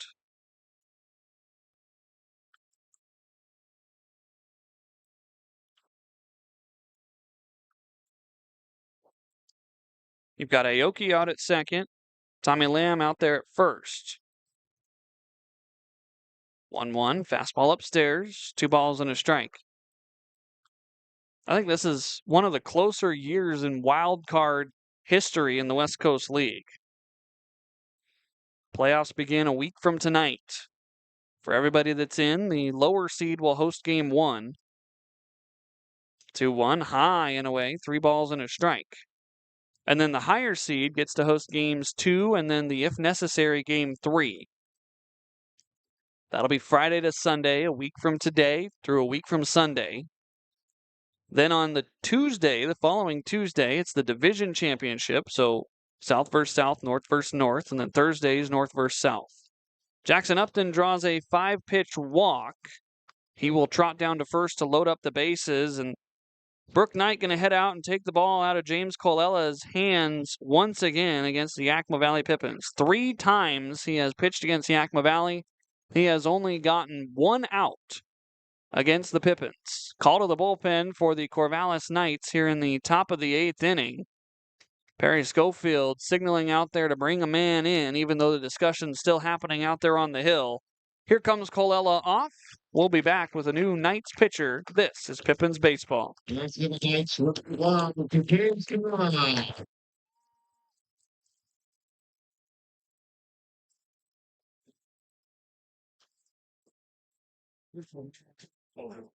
That sound means it's our call to the bullpen presented by Wilson Motors. Head on over to Wilson Motors off the corner of 5th and Buchanan and check out their selection of Ford, Ram, Dodge, Jeep, and Chrysler vehicles. What do you so in football is awesome.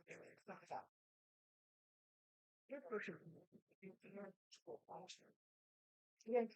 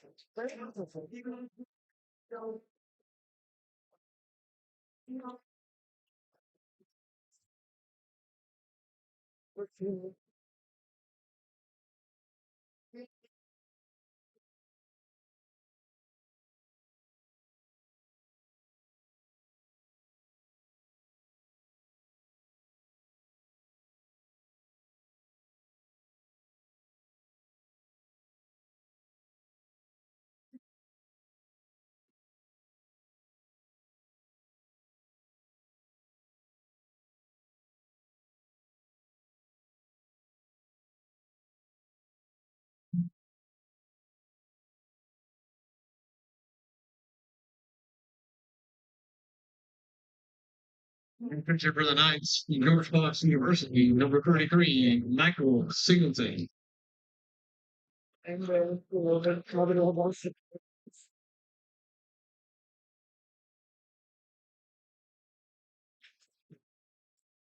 Still in the top of the 8th inning, the Pippins had the bases loaded. A right-handed arm making his Corvallis Knights debut, Michael Singleton from George Fox University. Singleton stands out on the hill, 6'3", 175. Baseman number 18, Cole Frank. He'll face off against Cole French, the number 9 hitter, and then Tyson Miller, Yash Gupta, hopefully many more to follow. The Pippins have the bases loaded and 1 out after another miserable outing by James Colella against the Yakima Valley Pippins. French takes a first pitch in tight, 1 ball and no strikes. Brooke Knight has put James Colella into 3 somewhat out of control games. The first one, Yakima Valley was up. The second one, Corvallis was up. This one, Corvallis is up. 1-0, there's a strike at the knees. 1 ball and 1 strike from Singleton. And the poor lefty just could not throw a strike in any of them. 3 walks tonight. A fielder's choice is the only out he ended up with. 1-1 out of the windup with runners at second and third. This goes right past the heels of Brendan Aoki over on the third base bag. So the count 1-2. That's got to be a miserable feeling as a pitcher. Coming in games where, really, if you throw strikes, you shouldn't have a problem, and you can't throw strikes. He's gotten help from his other bullpen arms. French, did he go around? No, according to Perry Schofield. The pitch was downstairs, but Cole was able to check his swing. So the count 2-2.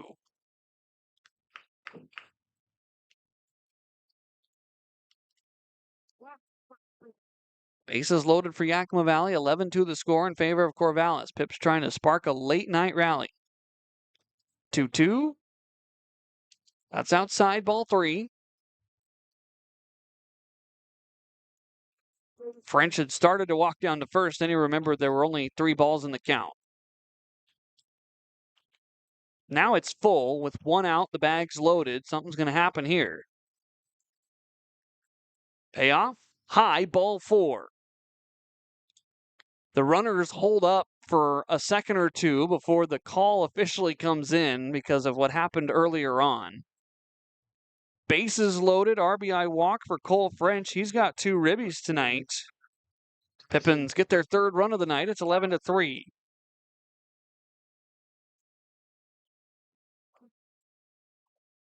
Crowd is thinned a little bit here at Goss. Somebody sitting right in front of my crowd mic doesn't realize the mic's there and does not approve of Jim Courtney's strike zone. This pitch outside to Tyson Miller, 1 ball and no strikes.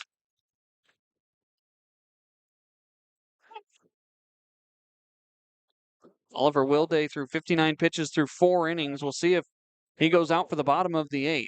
That would be a big boost for this bullpen. Tyson out to right field. This chases Myers back onto the track. He makes the catch. Runners at second and third tag. Tommy Lamb will score. Sacrifice fly for Tyson Miller. It's 11-4 as Yakima Valley's put 2 on the board here in the top of the 8th. Tyson got a hold of that ball, but it stayed in the yard, right on the warning track to the tall Myers out there in right field.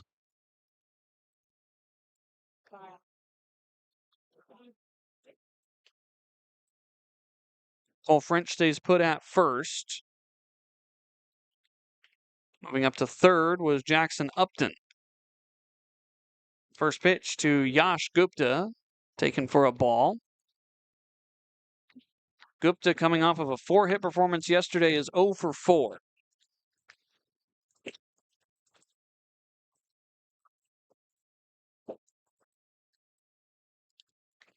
This nearly clips him inside. 2 balls and no strikes. Good to see some late life here from Yakima Valley. Corvallis leads it still, but it's 11-4. Both of those runs that have scored belong to James Colella. Swinging on 2-0. This is popped up into shallow right. Myers coming on. He makes the grab. And the top half of the 8th inning is done. Yakima Valley scores 2 runs on no hits. There were no errors. There were 2 runners left on base. To the bottom of the 8th, Corvallis, one more chance for insurance. This is Pippins baseball from Goss Stadium.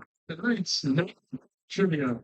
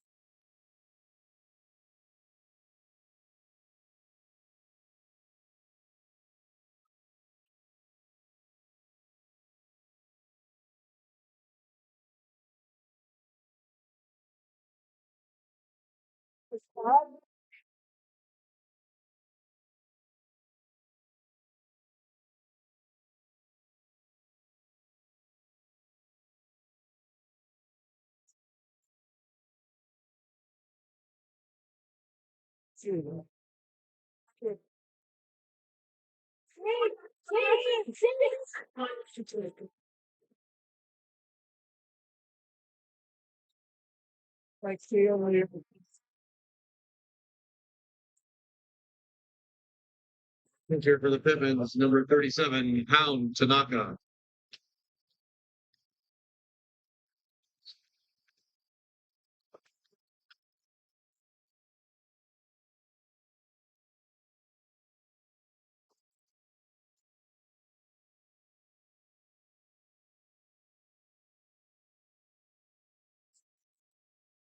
Yakima Valley dips into their bullpen here in the bottom of the 8th inning, trailing by 11-4. Hound Tanaka, the left-hander from Yakima Valley College, a native of Mito, Japan, pitching in his 14th game. He's 1-0 with 14 1/3 innings under his belt, a 10.67 ERA. Opponents are hitting .283 against Hound Tanaka. He has 23 walks and 15 strikeouts. Out to chat with Tanaka really quick is Jackson Upton. Oliver Wilday, 4 innings, 4 runs. And while that doesn't sound glamorous, the 4 innings, 2 walks, 1 strikeout, 60 pitches, that is such a huge help for Yakima Valley's bullpen. If you can get through the 8th inning here with Tanaka, unless you take the lead, you use 3 pitchers in this game. With 5 games left to play, that's almost best case scenario. First pitch from Tanaka. Called a strike on the outside part of the plate to Josh Myers. Tanaka, slower throwing lefty. Uses a breaking ball and a fastball. Fastball only about 80. The breaking ball slides and loops wherever it wants, and this one misses outside, 1-1. Right-hander Myers, 0 for 3 today. He was hit by a pitch in the third inning. Left stranded at third. 1-1. Fastball outside from Tanaka, 2-1. This is Myers, Rentz, and then back to the top of the order, Diego Cruz. See if the lower velocity can fool Corvallis. 2-1, wave and a miss. Early swing from Josh Myers. It's 2-2. Around the rest of the league tonight, a couple of final scores starting to trickle in. Still keeping our eye on a couple of big games in the South. 2-2 lifted down the left field line. Workman ranging. Workman's got it. Max able to make the catch, running then onto the warning track. 1 down here in the bottom of the 8th. I'll bring up Berkeley Reentz. Now that is your thoughts. Final scores that are in. Bellingham takes down Victoria 7-2. Bend takes down the Marion Berries 7-3. And if my math is correct, Marion is now 18-31. Same thing with Bend. If Bend is eliminated at 18-31, then the Berries are also eliminated from playoff contention. Reentz out of play down the left field line, foul. 0-1. And so a couple of dominoes continue to fall here in the South, as now the Berries, who were a playoff team in their first season last year, will not be making it back to the postseason. Breaking ball inside, 1-1. The other 2 important games to watch tonight, Walla Walla in the top of the 9th inning, currently leading Portland 8-5. 1-1, cut on and missed. 1-2. Bottom of the 8th in Springfield, the Drifters lead at 12-7. If those 2 results hold and this result holds, all of a sudden Portland is now 24-25. Springfield is 22-27. And the race gets even tighter. The Pippins, if they could have won tonight, would have been 22-27. With the loss by Portland, that means you're 2 games out of a wild card spot. Pippins still have the Portland Pickles yet to play.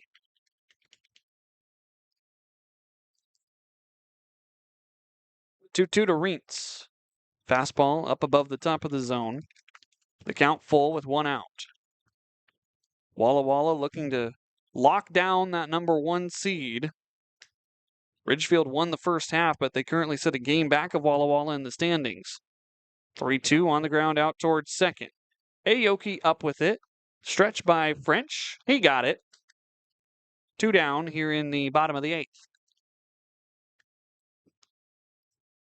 One more time to the top of the order for Corvallis. Here's Diego Cruz. 2 singles today to go along with a strikeout, a pop out, and a fielder's choice. Walla Walla's magic number is still somewhat elevated because there's 5 games left to play.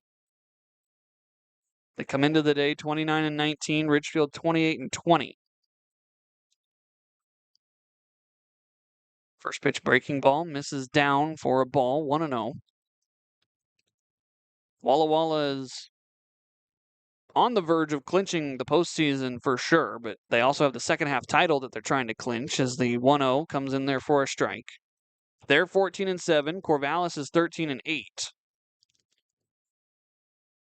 That's the difference really between the 2 seed and the 3 seed. 1-1 back to the screen. It's 1-2. And then it's a race at the bottom between Portland, Yakima Valley, and Springfield to try to see who's going to be that final wild card team.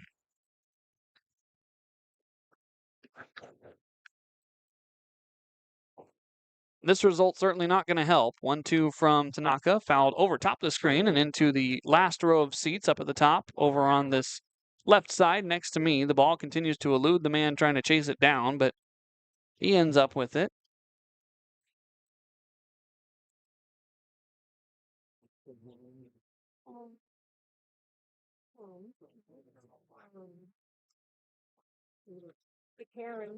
One ball, 2 strikes. A little girl ends up with the loose pearl. Wave and a miss from Diego Cruz. Corvallis down in order in the bottom half of the 8th inning. In the bottom of the 8th inning. No runs, no hits, no errors, no men left on for Corvallis. Last chance for Yakima Valley.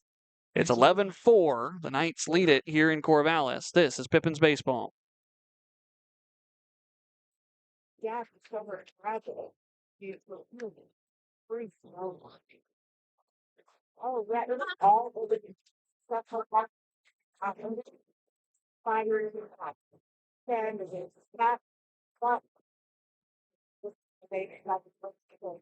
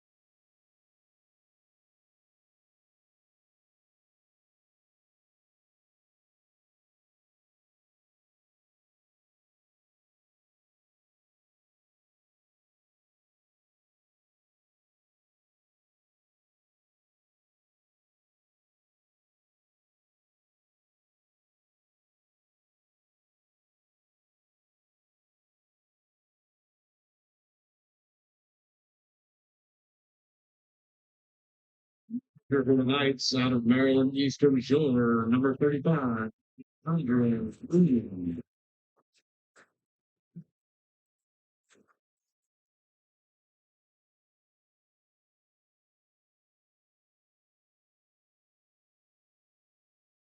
Last call for Yakima Valley, top of the 9th inning here at Goss Stadium at Coleman Field in Corvallis, Oregon. Corvallis leads it 11-4. It'll be Max Workman, Parker Burt, and Brandon Stone due up against the new pitcher for the Corvallis Knights, Alejandro Cruz. Cruz, a big, tall right-hander, 6'3", 180 from Maryland Eastern Shore. Cruz on the season, 1 1/3 innings, 2 strikeouts, 6 walks, 5 earned runs. Electric fastball misses outside, 1 ball, no strikes.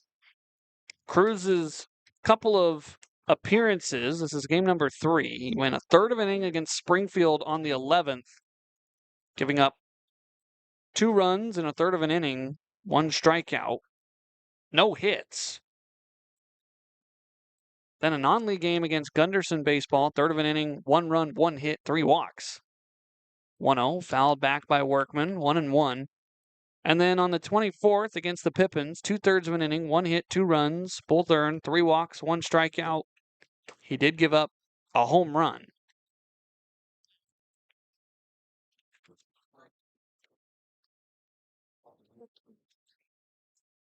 One ball and 1 strike here. Misses upstairs. 2-1. The home run was a 2-run shot by Malachi Emery Henderson in the 8th inning of that game that gave the Pippins a little bit more insurance. They won 12-7 a week ago today.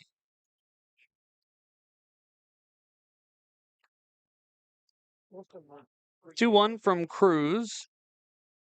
Down at the bottom of the zone, called ball 3 by Jim Courtney. The count 3-1. Announced attendance tonight at Goss Stadium, 1,614. Adley Rutschman bobblehead night with his dad. 3-1, wave and a miss. The count now full. The only thing that would have been cooler than just the bobblehead giveaway is if Rutschman could have been able to be here. Of course, in the middle of a very long and grueling Major League season. Clear out in Baltimore.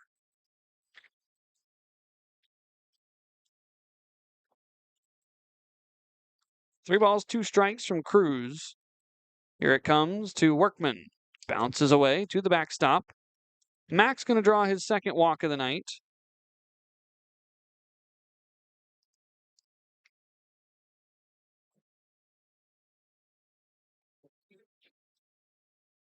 So that'll bring up Parker Burt. Now batting designated hitter number 25, Parker Burt. Parker today, 1 for 3, single run scored, pop out, strikeout, walk. Not in any particular order.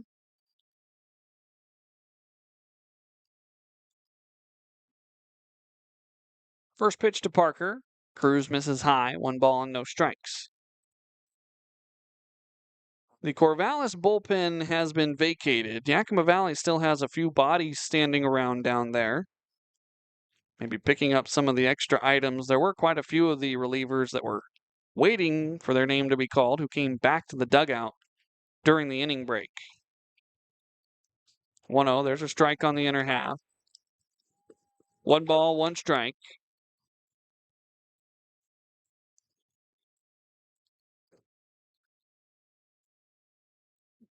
Cruz going from the stretch. Workman maybe a step and a half lead. Now he gets it up to 2 over there at first. 1-1. They're going to back pick down to first, and Aiden Hazen going back to his catching roots, going down on 2 knees and blocking it before it goes into right field.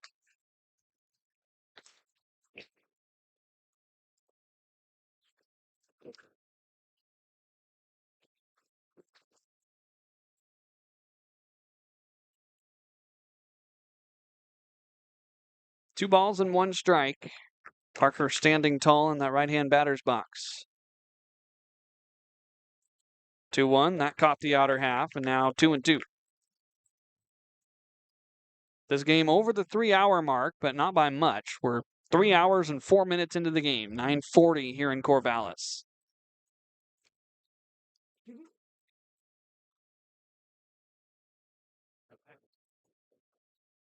Two balls, 2 strikes to the Pippins leader in the box. Parker Burt fouling one that was probably above the strike zone all the way to the netting. 2-2.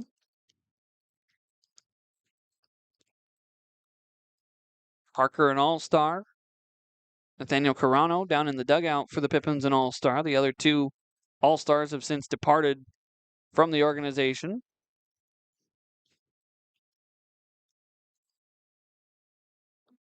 Stepping off Cruz, uses his disengagement. Tomorrow night's game, same time, same place, hopefully a different result. 6:35 p.m. first pitch. You can listen on Mixlr or on YouTube.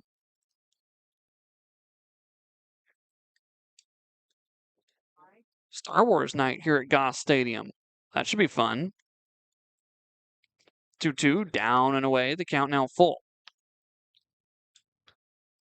Usually when baseball teams do Star Wars night, they bring in live characters.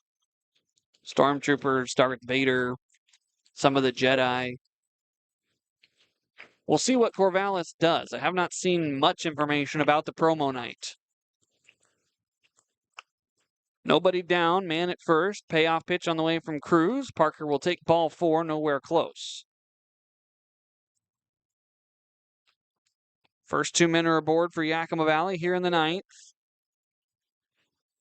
Brandon Stone will be subbed out. Hudson Freeze going to get a pinch hit at bat. Pinch hitting for the Pippins, number 34, Hudson Freeze. Freeze on his first road trip with Yakima Valley. Shorter roster kind of necessitated that. Corvallis going to go out and have a visit on the mound. A couple more scores have rolled in. Walla Walla takes down Portland 8-6. That helps everybody that's below Portland, Yakima Valley and Springfield. Marion eliminated tonight with their loss. Pippins looks like they're going to stay the same number of games back. Springfield currently leads 14-7, top of the 9th, over Ridgefield. So they're looking to get within a game or 2. Let's do the math here. 24-25, 22-27. That would be 2 games back of the wild card. Springfield also looking to pick up win number 13 of the second half. They would be 13-9 if that score holds, which 7-run lead, top of the 9th, looks like it is about to. Final in Edmonton, Riverhawks take down Kelowna 8-1. Bottom of the ninth in Kamloops, the North Paws trail 6-2 against the Wenatchee Apple Sox. Hudson Freeze. First swings on the road as a Pippin this summer. Takes the first pitch strike right at the top of the zone, 0-1. A piece of plastic has drifted its way down onto the playing surface and now back up. Looks like one of the plastic bags that comes in the box for the bobblehead. It's just floating its way around, taking a free seat to this ball game. The 0-1 misses outside, 1 ball and 1 strike. Now it blows on top of the Yakima Valley dugout. It's going to land right on the roof against the netting. One of the Pippins is going to let it continue to fly as it's taken up residence on top of the first base dugout. And now Oliver Wilday grabs it and throws it in the trash. 1-1 from Cruz. Freeze, big, hack and a miss. 1-2, nobody down here in the top of the ninth inning. Quarter till 10 here in Corvallis. Looking forward to tomorrow. I'm going to try to come back here to campus and see some of the sights. Did not explore campus when I was here last year. 1-2, high and away, 2 balls and 2 strikes. Our hotel is not too far away from where we sit right now, but it is probably a 20-ish minute walk. I don't know. We'll see what the day brings. Look back to second from Cruz. Here's the 2-2. Hudson lays off. The count now full with nobody out. Runners are at first and second. Leading the way, Workman at second. Parker trailing behind him at first. The Pippins trying to get a couple of runs before heading back to the hotel.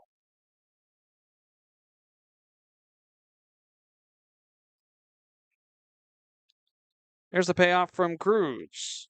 Wave and a miss, got him. Hudson Freeze down swinging. There's 1 out here in the ninth. Here's Brennan Aoki. Now batting, second baseman number 2, Brennan Aoki. Well, 1,614 has not stuck around. We're probably closer to 700, maybe 600 now, but they're still fairly loud and trying to get Corvallis over the hump here. 11-4 the score. First pitch from Cruz misses high to Brendan Aoki. Max Workman's been on base 3 times today. Parker Burt's been on base 3 times today. Cole French twice. He's got 2 RBI. Cole's not due up for another 3 spots, though. 1-0, misses upstairs. 2 balls, no strikes. At this rate, Cole French might get a 3rd at-bat. Or 3rd RBI, I should say. He's had more than 3 at-bats. 1 for 3 with a walk. So 4 plate appearances, 3 at-bats. 2-0. Aoki takes one upstairs. The count. 3 balls and no strikes. Pippin's going to force Cruz to throw him a strike here. Good plate discipline by Coach Crustangel's hitters. Coach Panch as well.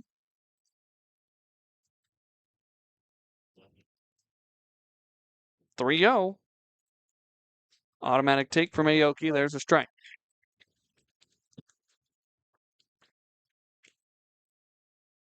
Probable starter tomorrow for Corvallis is listed as Arlo Pendleton. He pitched against Yakima Valley on Sunday. 3-1. Fought off out of play. It's now 3-2. Yakima Valley does not have a listed starter, but based on who has pitched and when, one would probably expect Carl Mullen Kovash to get the start tomorrow. Cruz looking for that second out here in the top of the 9th inning. Corvallis leading by a wide margin, 11-4. Payoff pitch to Aoki. Wave and a miss. He dialed up a fastball and back-to-back strikeouts have the Knights an out away from a victory.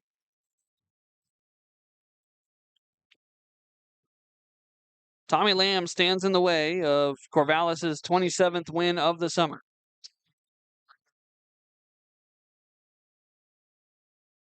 Lamb today been on base 3 times. RBI single in the 6th, a couple of walks, and a ground out.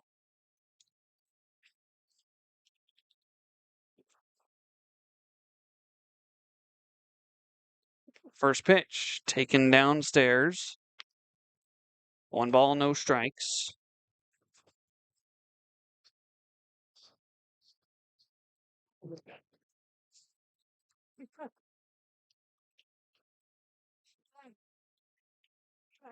Cruz looks back to second. Now here's the 1-0. Tommy slices it foul.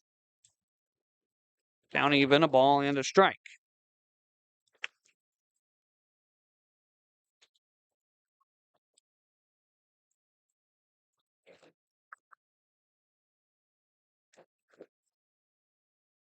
Folks here in Corvallis waiting in anticipation. 1-1. Breaking ball outside, 2 balls and 1 strike.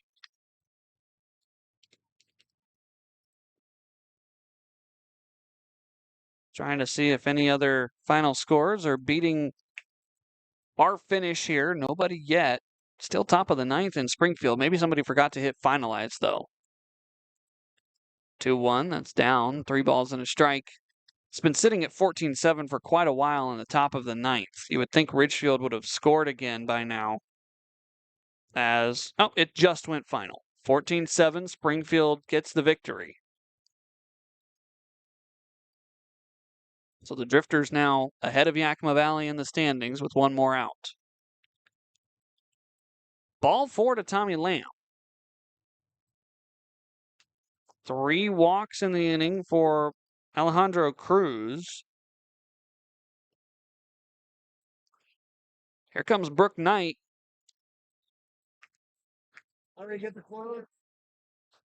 He looks to be making a couple of different moves here. Looks like he's going to bring in his center fielder, Joey Marasco.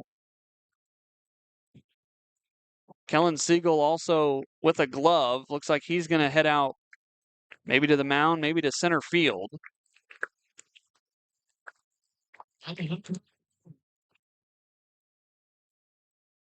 Still waiting to see exactly what the move is. We're going to send it to break really quick, and we'll get you a pitching change here with 2 outs in the top of the 9th inning. I'll be right back.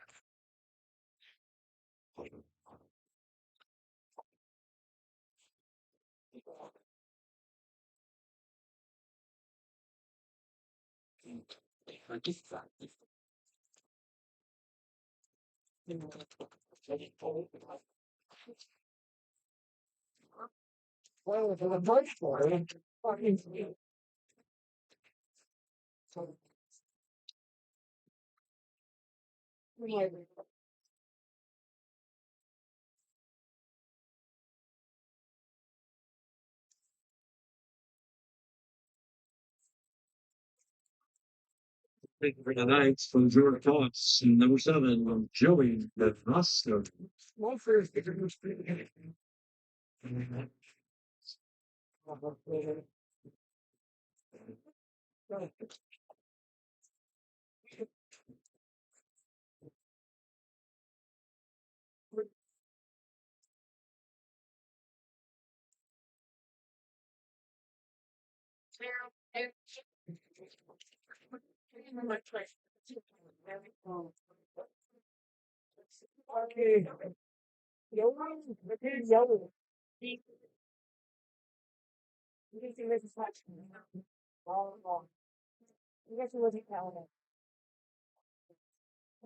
Welcome back to Goss Stadium. Still the top of the 9th inning. Pippins with the bases loaded and 2 down. And Joey Marasco is going to come in to pitch. Coming in to replace him in center field is Kellen Siegel. And so if this game were to go to a bottom of the 9th, which is unlikely at this point, Diego Cruz's spot would be pulled. First pitch strike to Jackson Upton. 0-1 from Marasco. I can't find any pitching stats on Marasco either with George Fox or with Corvallis, but he gets a swing and a foul back into the screen to make the count 0-2, and he's a strike away from getting 3 pitches and 1 out. He looks pretty comfortable out there on the hill. This is not a position player coming into pitch. Marasco obviously has pitching experience. 0-2, high and away, 1 ball and 2 strikes.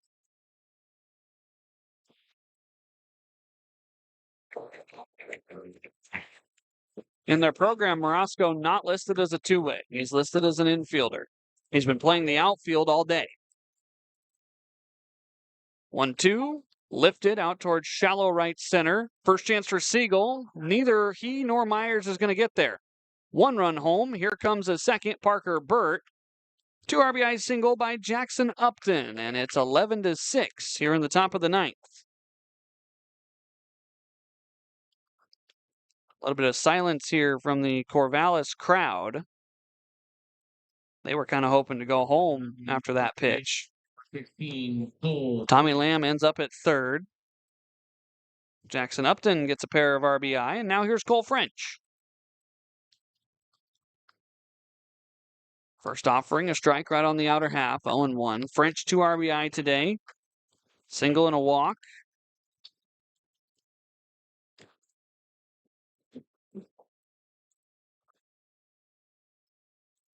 A 1 outside, 1 ball and 1 strike.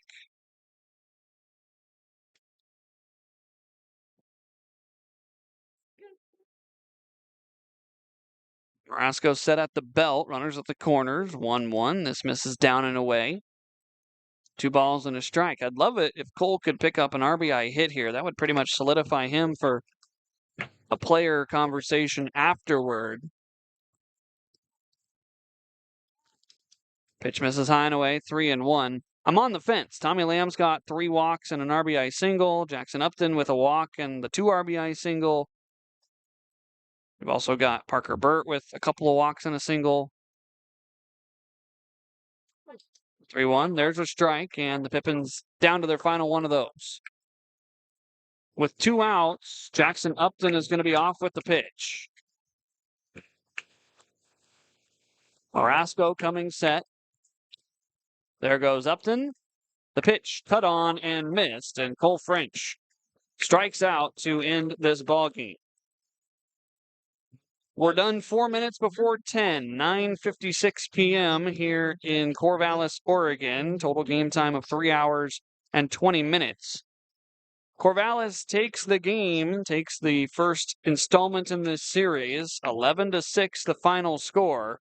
The win is going to go to Luke Shuffler. The loss going to go to Tristan Pulliam. Pulliam now 0-3 on the summer with Yakima Valley. The Pippins played a couple of runs in the top half of the 9th, but it was far little too late, and we'll have to get back to work tomorrow in Game 2 of this 3-game series. 6:35 p.m. first pitch. I'll be expecting all of you then. Until that time, I'm Harmon Johnsen signing off for now, saying stay safe. Have a wonderful rest of your evening. 5 games left in the regular season. Tomorrow night, 6:35 p.m. here in Corvallis. Final score again in this one, Corvallis 11, Yakima Valley 6. You've been listening to Pippins Baseball. Opening is the Midland Valley Fun Center. They feature miniature golf, a redemption arcade, a sports bar,